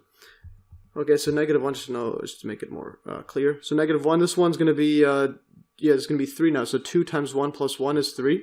So then it's going to be x to the 3. And then we'll have here 1 factorial times it by 1 plus 1 factorial is going to be 2 times 1. Like that, yeah, and then the next one's going to be 2 to the 3 as well, because we have here 2 to the power of 2 plus 1. This one, yeah, 1 plus 1 is 2 factorial. So what we have is, this equals to negative x 3 over 2, yeah, 2 times 2 to the power of 3, so 2 to the power of 3, this is just 2 to the power of 4, so the 2 times 2 is 4, times 2 is 8, times 2 is 16, so we have it like this. Alright, let's now look at the third one, third term, so A2.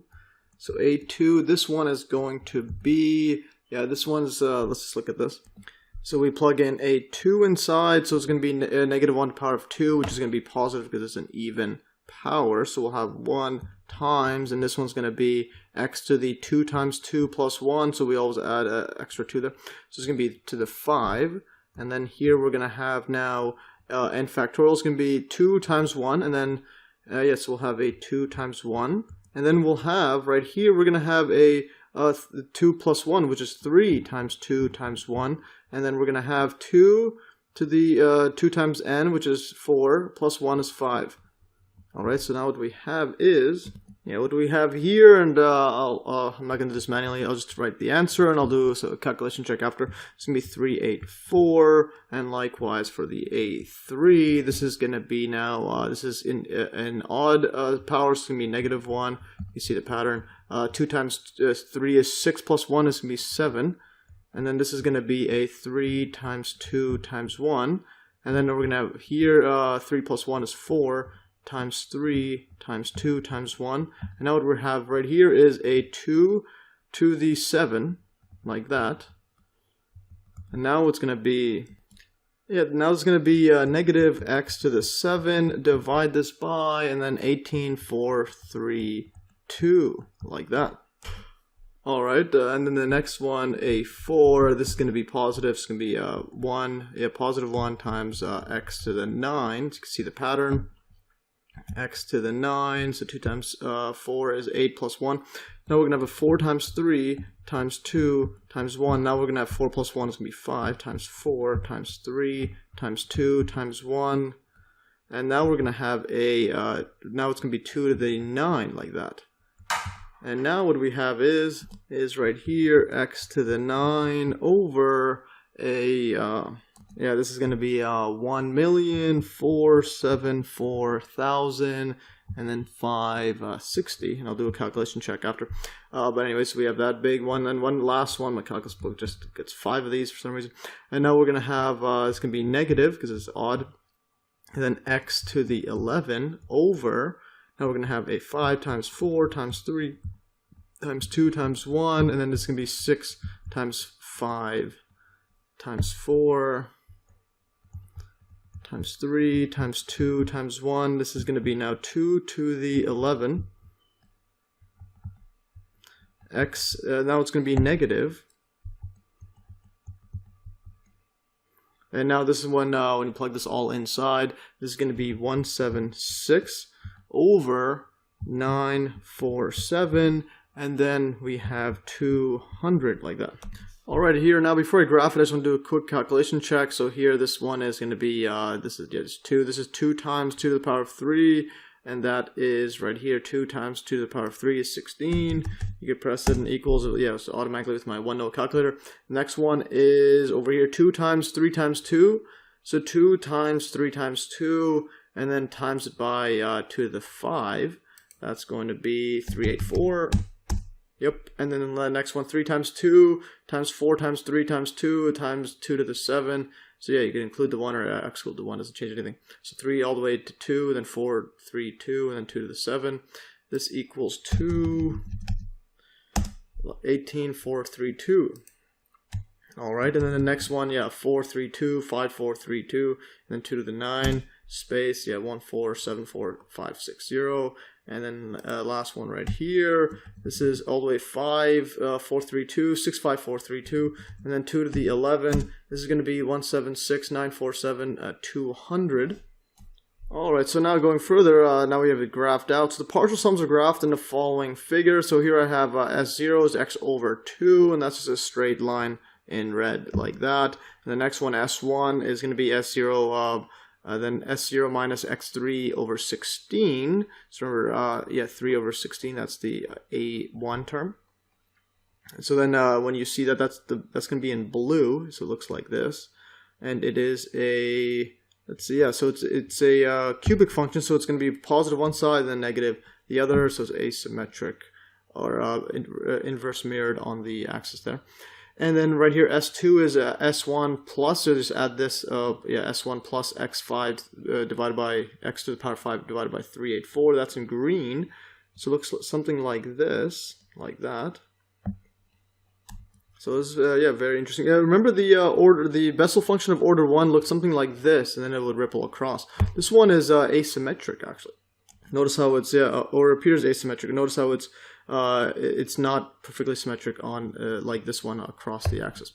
So going further, so S3 is equal to S2, and then plus A3, which is negative x to the 7, 18,432. That's in purple, so it looks like this. And then where is the purple? Yeah, like that. And then next one is x to the 9. S3 plus, yeah, S4 is equals S3 plus x to the 9 divided by 1,474,560. That is in black, looks like this, and goes on and on. Now next one is S5, and this is in, this one is in red. Yeah, that's in red as well, but it's not a line, so it's going to be this one here. Alright, so that was part B. Now let's look at part C, and part C asks, if your CAS or a computer assisted system or computer algebra system has built-in Bessel function, graph J1 on the same screen as the partial sums in part B and observe how the partial sums approximate J1. So I'll do the exact same thing as that one, but now I've added is this summation, and it's in the same link of this amazing decimals calculator, graphing calculator, like that. Alright, yeah, so notice in this graph, it's the same one as, well, I added those ones all into this one as well. Now this one is, I have it up to, from summation from n equals 1 up to k equals 100. So 100 terms, or this is the 100th partial sum, and it's in a dashed line. So notice across here, yeah, so it goes up, and then, yeah, it would vibrate across like this and this way as well. And notice how it's off-center, which is, yeah, different from the order 0 Bessel function. So yeah, it's very, very interesting. But But here again, you would need a lot more terms to match up with all of the match up with it as the partial sums get larger and larger. And it appears this is actually why maybe trigonomic functions or Fourier series or trigonomic series are likely used when you're dealing with vibrations like this. Since I would assume you would need less functions to approximate this kind of function as opposed to this power series that goes up like that, but it still can get this vibration motion pretty nicely. Anyways, going further, let's look at exercise 2. Alright, so for exercise 2, we got to prove the theorem 1 that I went over earlier, but in that theorem, I wrote it up, and I just took a screenshot from my calculus book because it's more condensed. So we have theorem here, and ignore the 3, it's 1 for our purposes. Calculus book just has 3 for its use. But anyways, so theorem 1, for a given power series, summation from n equals 0 to infinity of Cn times x minus a to the power of n, there are only 3 possibilities. The series either converges only when x equals to a, that's the trivial case when everything just goes to 0, except this part right here. Except C0. Or we have the series converges for all x, or there is a positive number r such that the series converges if the absolute value of x minus a is less than r. In other words, this is the radius of convergence, and it diverges if the absolute value of x minus a is greater than r. So let's prove this. So solution. So in order to prove theorem 1, we first need the following results from another theorem. In fact, it's just another simpler way to look at this. Instead of this x minus a, just set it equal to a is equal to 0 instead. So we'll look at this one here. So another so we'll need the results from another theorem, so theorem 2 right here, and then I'll prove this soon. So we have, if a power series, the summation of Cn times xn, so remove that a there, or a equals 0, converges when x equals to b, where b is not equal to 0.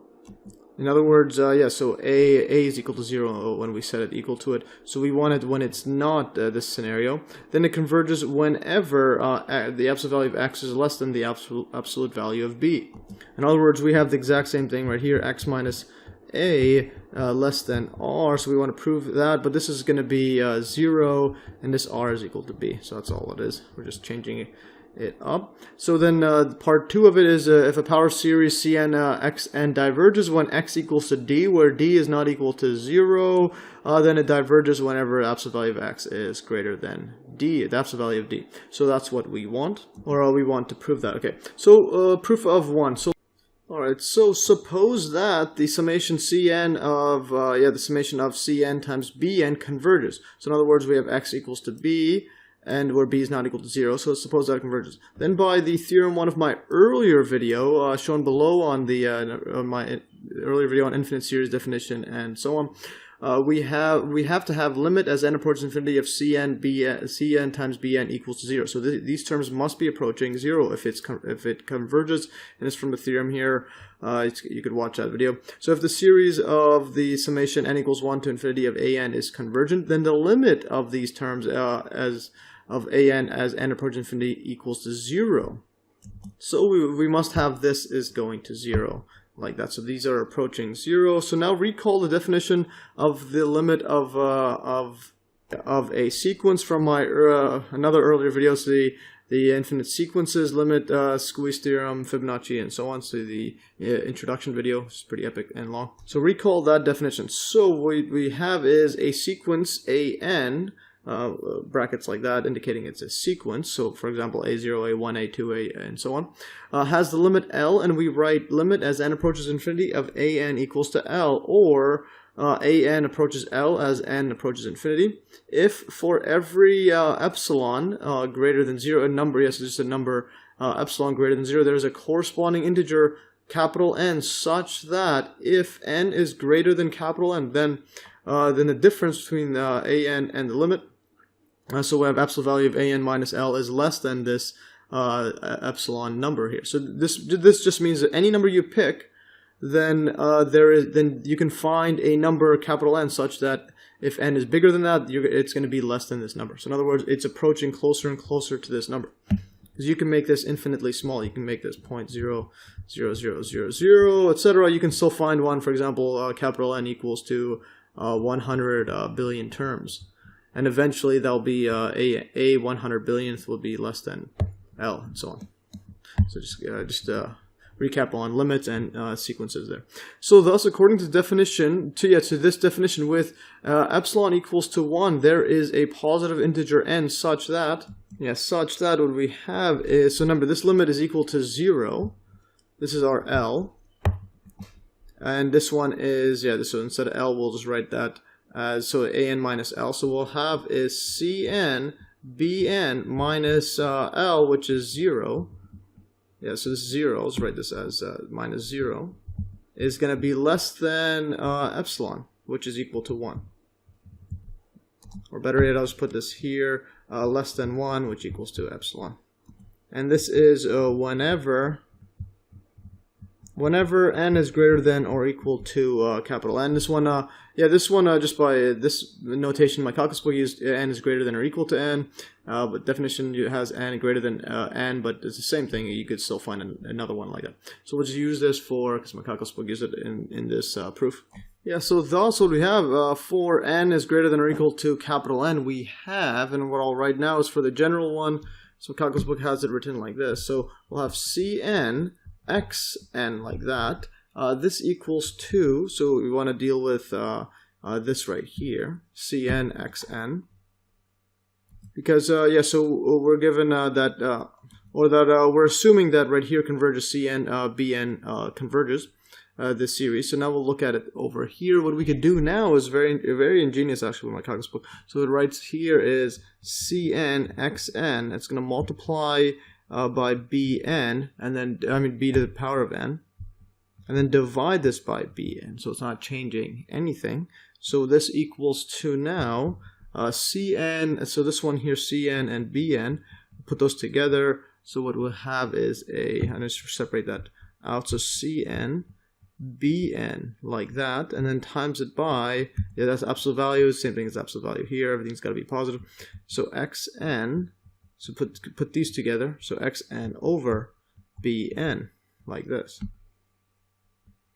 Alright, so now this is the genius part. So this one right here, we have it over here by the definition of a limit. This one is going to be less than 1. So we could find a number n that's bigger than capital N, or there is a positive integer capital N, such that whenever you have any term n bigger than it, any integer bigger than it in the series, then what we have is this is going to be less than 1, which is our epsilon. So in other words, this is going to be less than 1 times it by xn over bn for this scenario. So this is the ingenious part. So this equals to, this is going to be less than absolute value of x to the n over bn, like that. This is a very, very fascinating result. And here I'll just write this as well for reference. So it's less than 1 for n is greater than or equal to n. So, alright, actually going further simplifying this right here, these are same powers, so we could just move this outside, and these are, move it outside of the absolute value. So this absolute value of this power of n like that is going to be less than absolute value like that, n. So x over b, the same powers, you could just do that. Alright, so now going further, so if the absolute value of x is less than the absolute value of b, so this absolute value inside there, if it's less than it, then what we'll have is, then this fraction right here, this fraction x over b is going to be less than 1. So what we'll have is a summation of the absolute value of x over b to the power of n. That's this as a series is a convergent geometric series. And I'll show you, just recap this as well. Yeah, here I just scrolled all the way up here. So in our case, we have, we would have a equals to 1, and then our r is our x over b, like that, to the power of n. So then, this is our r inside. So if that is r, then recall from earlier video on geometric series. So if absolute value of r is less than 1 and its sum is this right here. So it's convergent if this r is less than 1. So that's what we have. Yeah, so that's what we have is a geometric series right here. So this is a geometric series. I'll write this like that. So that is a geometric series.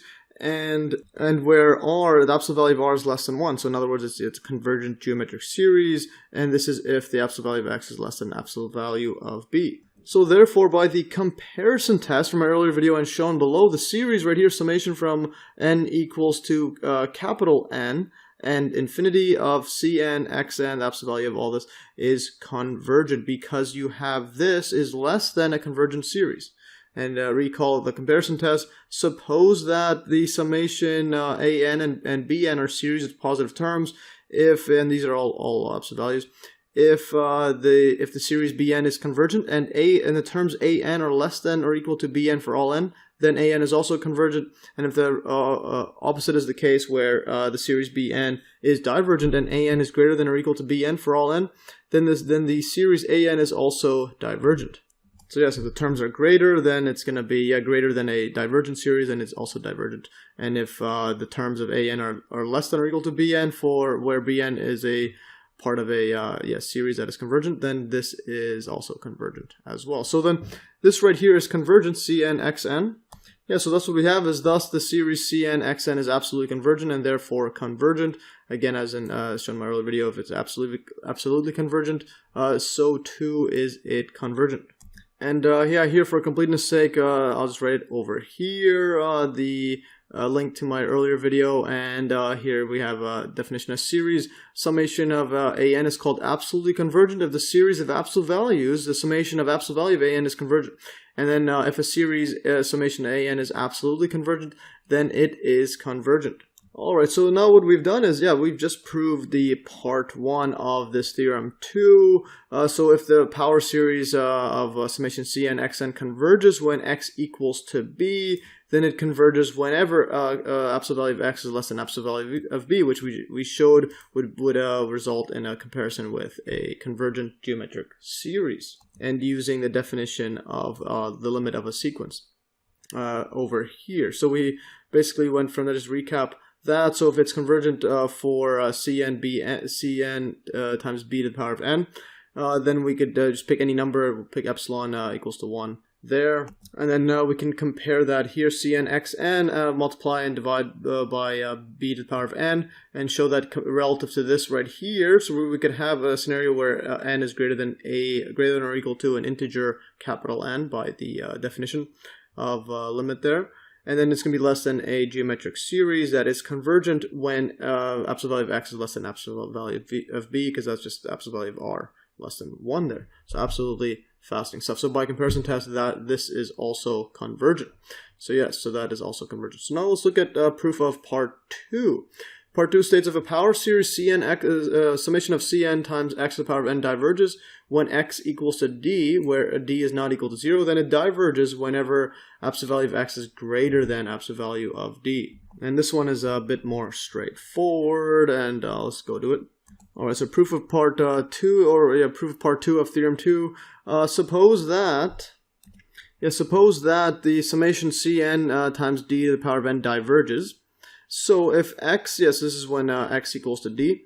So if x is any number such that absolute value of x is greater than absolute value of d, then the summation of Cn xn cannot converge, because by part 1, the convergence of Cn xn would imply the convergence of the summation of Cn times d to the power of n, like that, because we have it right here.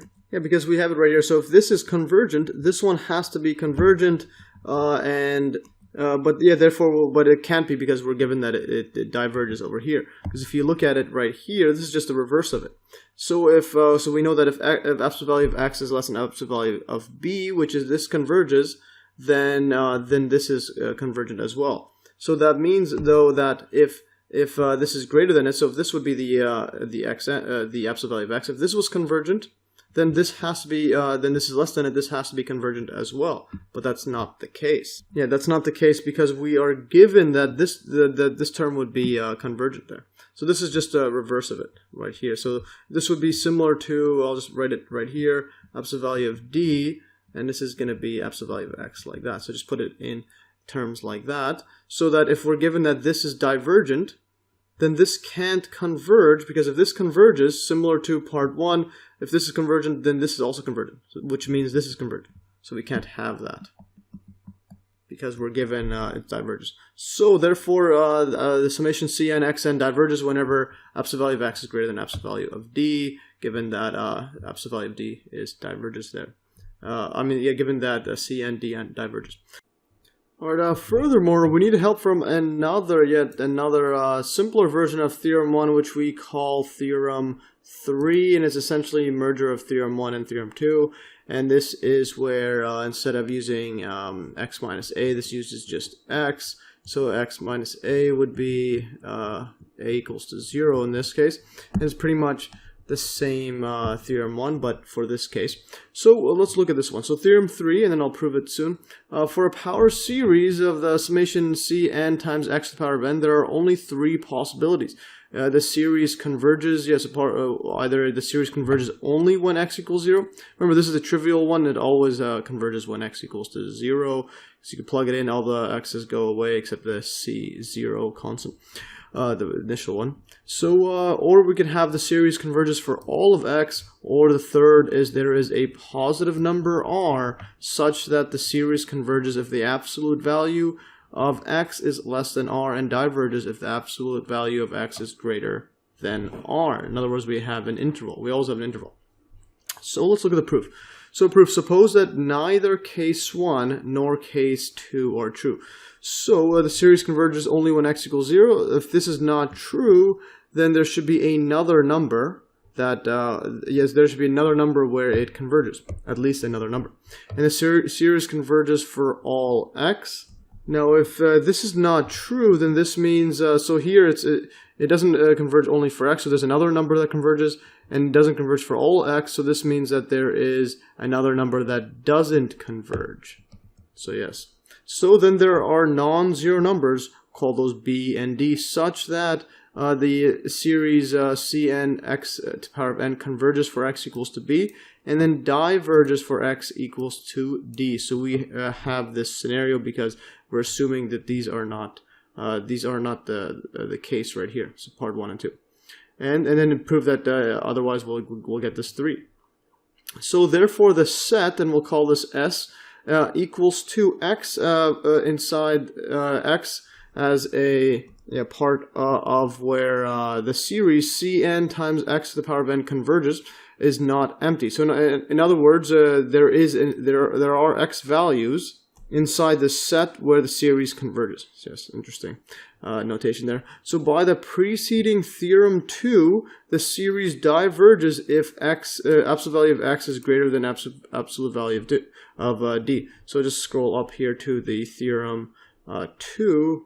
So Theorem 2 right here, if a power series Cn times x to the power of n diverges when x equals to d, where d is not equal to 0, then it diverges whenever absolute value of x is greater than d. So we have that from Theorem 2, which we just covered. So so since it diverges for greater than that d value, thus what we have is the absolute value of x is less than or equal to d for all x as an element of S. And here we're talking about absolute values, hence the equal sign as well. So in other words, for all x as an element of S. And here my calculus book, note that my OneNote document, and not my calculus book, I mean my OneNote document has trouble rendering the quote an element of symbol. So otherwise this would be, I was going to write this as C as an element of, with this epsilon symbol of S, like that. So x is an element inside this set S, like that, but I'll just write it as x as an element of S instead. So in other words, what we have is from Theorem 2 that the absolute value of x has to be less than or equal to absolute value of d for this set where this series converges, since absolute value of x is greater than absolute value of d when it's divergent. And so this says that absolute value of d is an upper bound for the set S. Yeah, no, in other words, the set S, x can't be greater than or equal to the absolute value of d there. So that, yeah, absolute value of x can't be greater than it. So it's bounded by this upper bound, thus by the completeness axiom, which is a very interesting axiom, which I covered in my earlier video. Yeah, so from my earlier video and shown below, S has a least upper bound R, and I'll illustrate this soon, but also let's just recap on this. It's a very abstract notion, but it's pretty interesting. So from my earlier video, the proof of the following theorem is based on the completeness axiom for the set R of real numbers, which says that if S, the set S, is a non-empty set of real numbers that has an upper bound m, where x is less than or equal to m for all x in S, then S has a least upper bound b. So hence why we have a least upper bound R here, because we have an upper bound of d right here. And this is the interesting part here. This means that b is an upper bound for S, but if m is any other upper bound, then b is less than or equal to m. And yeah, the whole basis behind this, the completeness axiom is an expression of the fact that there is no gap or hole in the real number line. So if you have the real number line like this is R like that all the way from infinity, negative infinity to infinity. And now if you have a set of numbers over here such that the upper bound is m, and then the least upper bound b right here is pretty much any number less than or equal to m. Essentially, a quote, no gap or hole means that every number can have infinitely amount of numbers, or an infinitely amount of numbers. But an infinitely amount of numbers, or it can have infinite amount of numbers past a decimal place. Hence, a least upper bound b can always be found, that is, b is less than or equal to m. Yeah, this is a very, very interesting notion here. So this is upper bound m, but b is can be infinitely number of those. You can always find one. It's always get closer and closer. And go from Wikipedia on the completeness of the real numbers. Very interesting. Read up here. So intuitively, completeness implies that there are not any quote gaps in Dedekind's terminology, or quote missing points in the real number line. This contrasts with the rational numbers whose corresponding number line has a quote gap at each irrational value. In the decimal number system, completeness is equivalent to the statement that any infinite string of decimal digits is actually a decimal representation of some real number. Depending on the construction of the real numbers used, completeness may take the form of an axiom, the completeness axiom, or may be a theorem proven from the construction.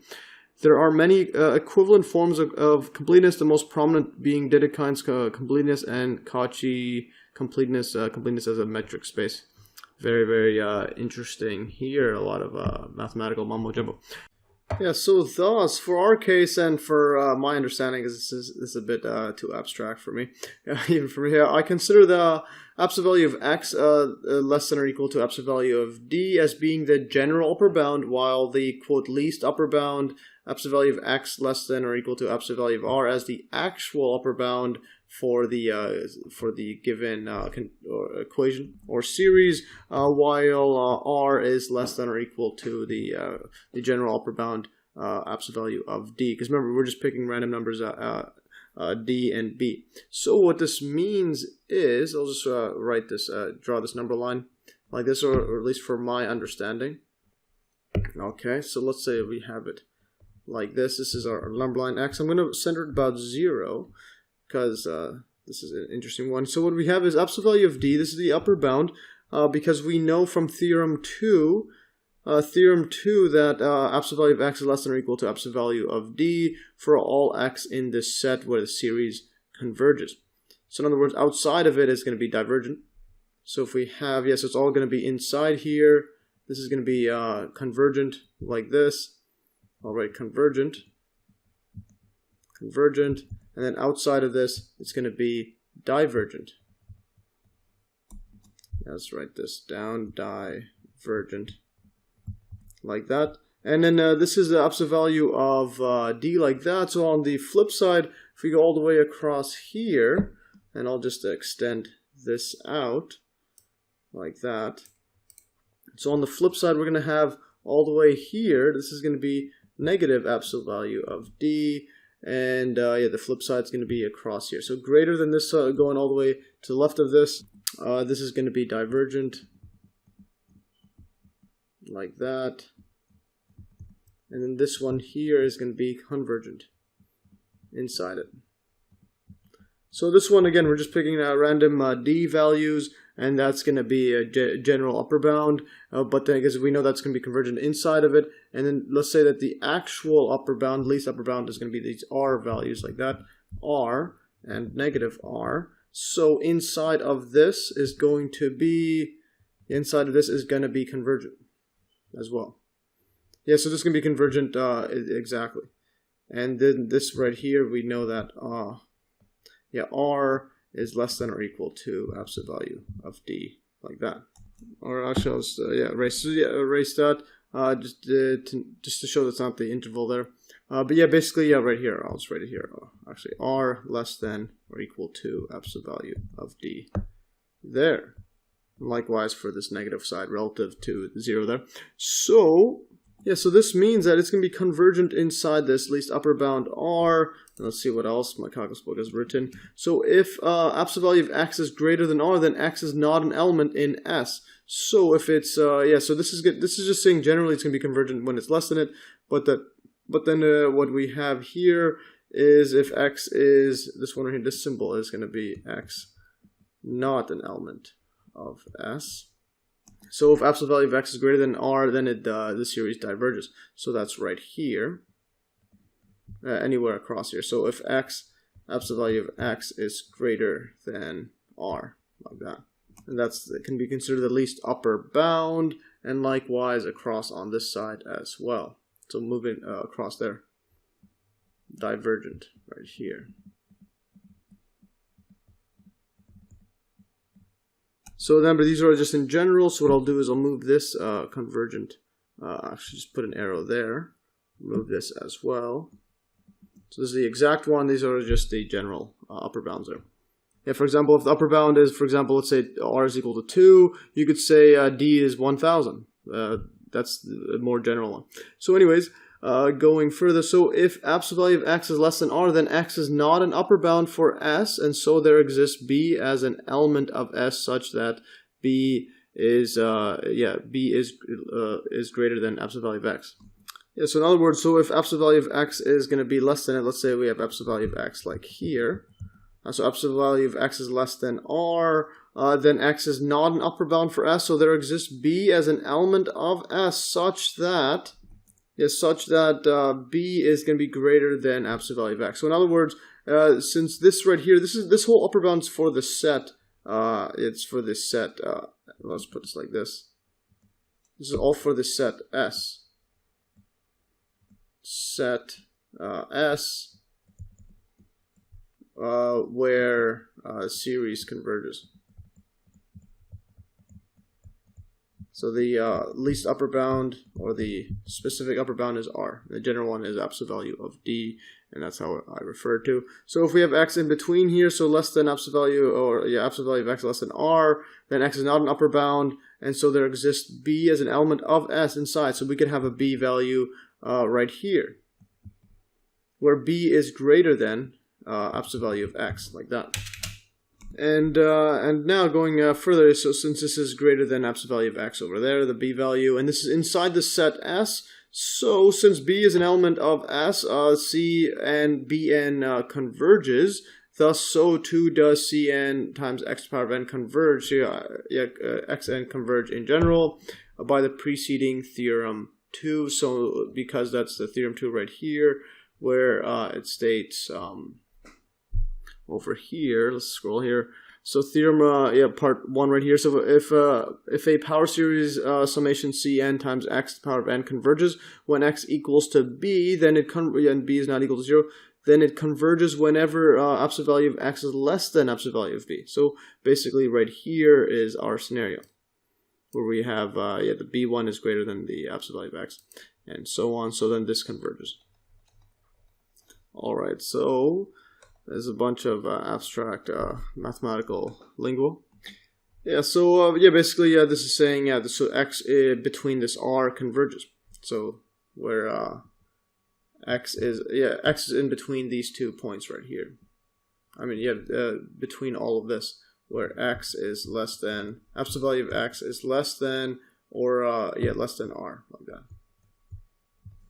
And basically saying anywhere put it there, you could have a b inside where it's where, remember, this one's convergent, and this is convergent, this one has to be convergent as well by theorem 2, and hence we have part 3. So we could either have the series only converges when x equals 0, series converges for all x, or if these are not the case, then what we end up having is a positive number r, such that the series converges if absolute value of x is less than r. And yeah, hopefully you follow along this random axiom mumbo jumbo.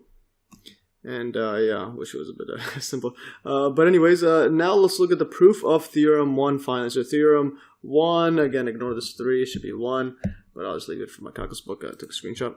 So what we have is, for a given power series, summation from n equals 0 to infinity of Cn times x minus a to the power of n, there are only 3 possibilities. The series converges only when x equals a, the series converges for all x, or there is a positive number r, yes, it is positive number r, such that the series converges if absolute value of x minus a is less than r, and diverges if absolute value of x minus a is greater than r.